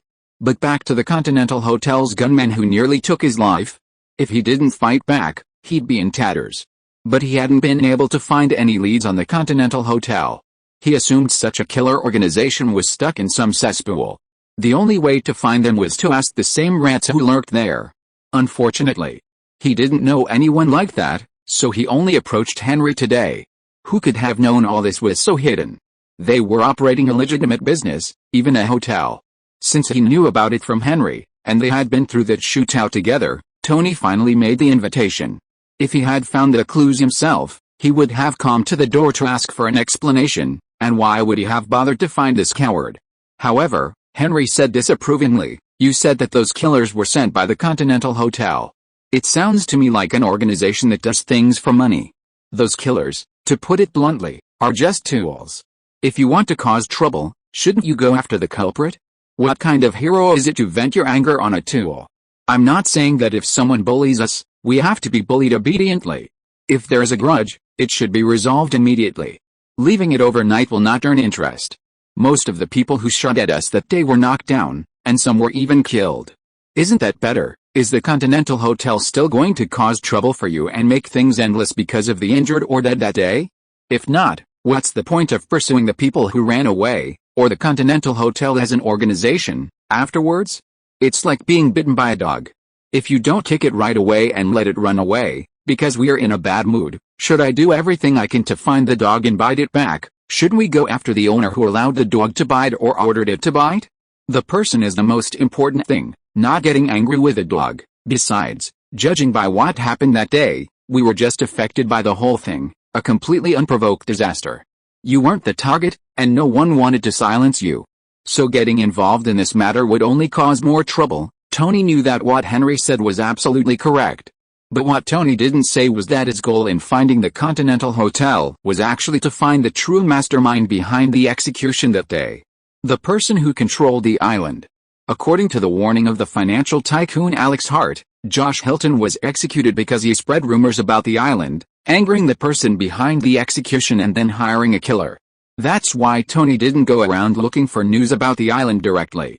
Instead, he started from the mainland hotel, which was hidden but not so taboo. But even if he really found the hotel, Tony didn't have an idea of what to do next. Without knowing the opponent's details, making any plan would not have much practical significance. Tony just asked Henry, "Are you really not going to help me?" "Help you with what? You look like you want to take a machine gun into someone's hotel and shoot people. Do you think I'm going to be a meat shield?" Henry retorted, and then said, "Since the other party is an organization, I think it would be more useful for you to bring a box of money over than for me to go with you with a gun. If you are worried that the money is not enough protection, how about changing it to a box of gold bars? At least when the bullets come, it might be able to block the bullets." Chapter 125 Marvel's True Genius. Henry's refusal was obvious enough, and Tony wasn't the kind of kid who wouldn't dare leave the house without a babysitter. Besides, the invitation was just something he'd mentioned casually in front of someone. He didn't need their involvement for his plan to proceed. So, he didn't bring it up again. Needless to say, the island was behind this whole thing. If it got out in the open, who knew who would be targeted? Tony might not have a deep understanding of not harming innocent people, but he certainly didn't want to be the target of such a move. So, things had to proceed in secrecy. He turned his attention back to the party, hoping to shake off the unlucky celebrity assistant, shake off his negative feelings, and have some fun.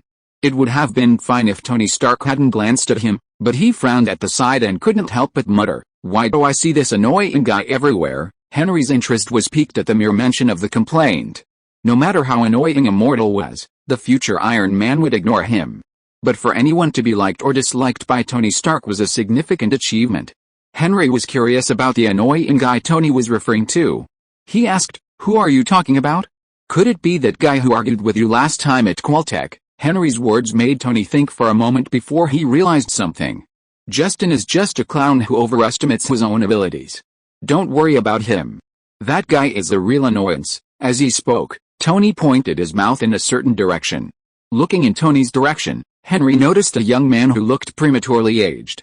He had the air of a slovenly scholar, a scruffy beard, and a fairly neat mop of brown hair. He looked respectable, but his polite expression was punctuated by a flicker of arrogance that made some sensitive people uneasy. Henry asked curiously, "Do you know him?" Tony, unfailingly disdainful, replied, "When I was getting my PhD at Qualtech, he happened to be back getting one.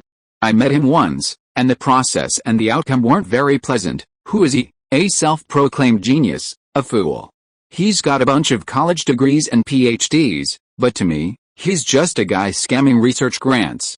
Reed Richards. At first, Henry couldn't place the name. But then a certain figure in his memory clicked. Who is the smartest person in the MCU, Marvel Cinematic Universe? There are generally two camps of supporters, one aligns with Iron Man Tony Stark, and the other with Princess Shuri of Wakanda. Some even compare him to Rocket Raccoon from the Guardians of the Galaxy. But in the Marvel Universe, there's an official answer to this question: Reed Richards, leader of the Fantastic Four, Mr. Fantastic.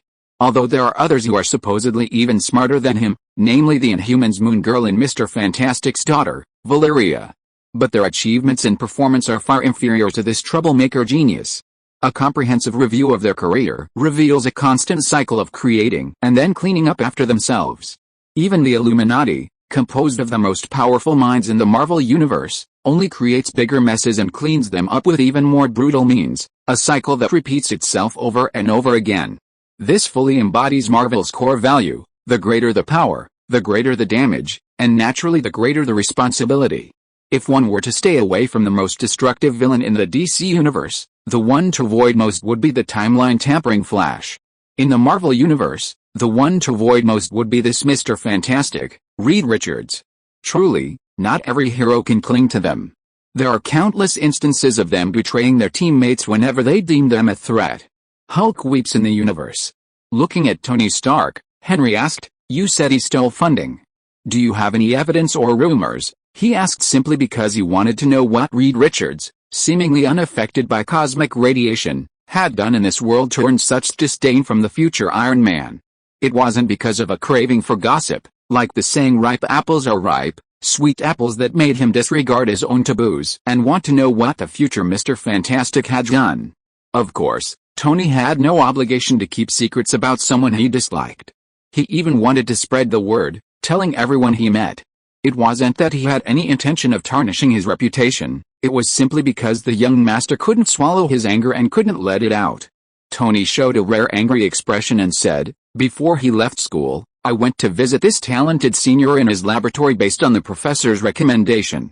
There are indeed a lot of interesting gadgets in his laboratory. It's like a butler robot. It's not in the shape of a trash can and wheels like R2-D2. But it moves on tracks and has 2 robotic arms and eye-like observation lenses.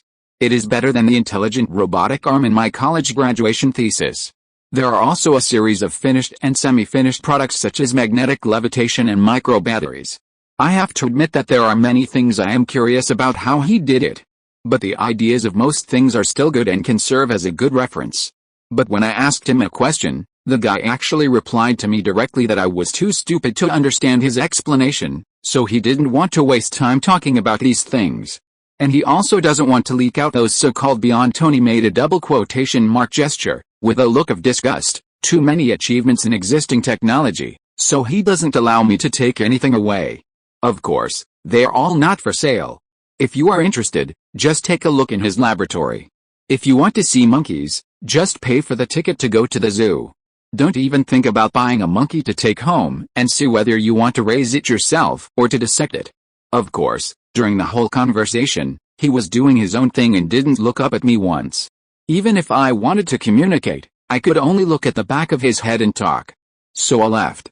Later I found out that this guy's attitude is always like this. He asked the school for research funding, but the results of his papers were always sealed with various confidentiality reasons. So every school almost gave him a degree and then kicked him out. Many schools have been left wanting to continue funding him, so he's turned his attention to Wall Street, to those wealthy idiots hoping to become tech giants by jumping ship. Hopefully his legal knowledge and legal counsel are as strong as his genius, otherwise he'll be reduced to begging on the streets sooner or later. But even if that's the case, he doesn't deserve any sympathy. End of this chapter. Thank you so much for reading until the end. Don't forget to give it a like. Looking for more exclusive content and immediate access? Subscribe to our Patreon. Remember, every like, subscription or donation encourages us to continue. Thank you all. See you in the next video.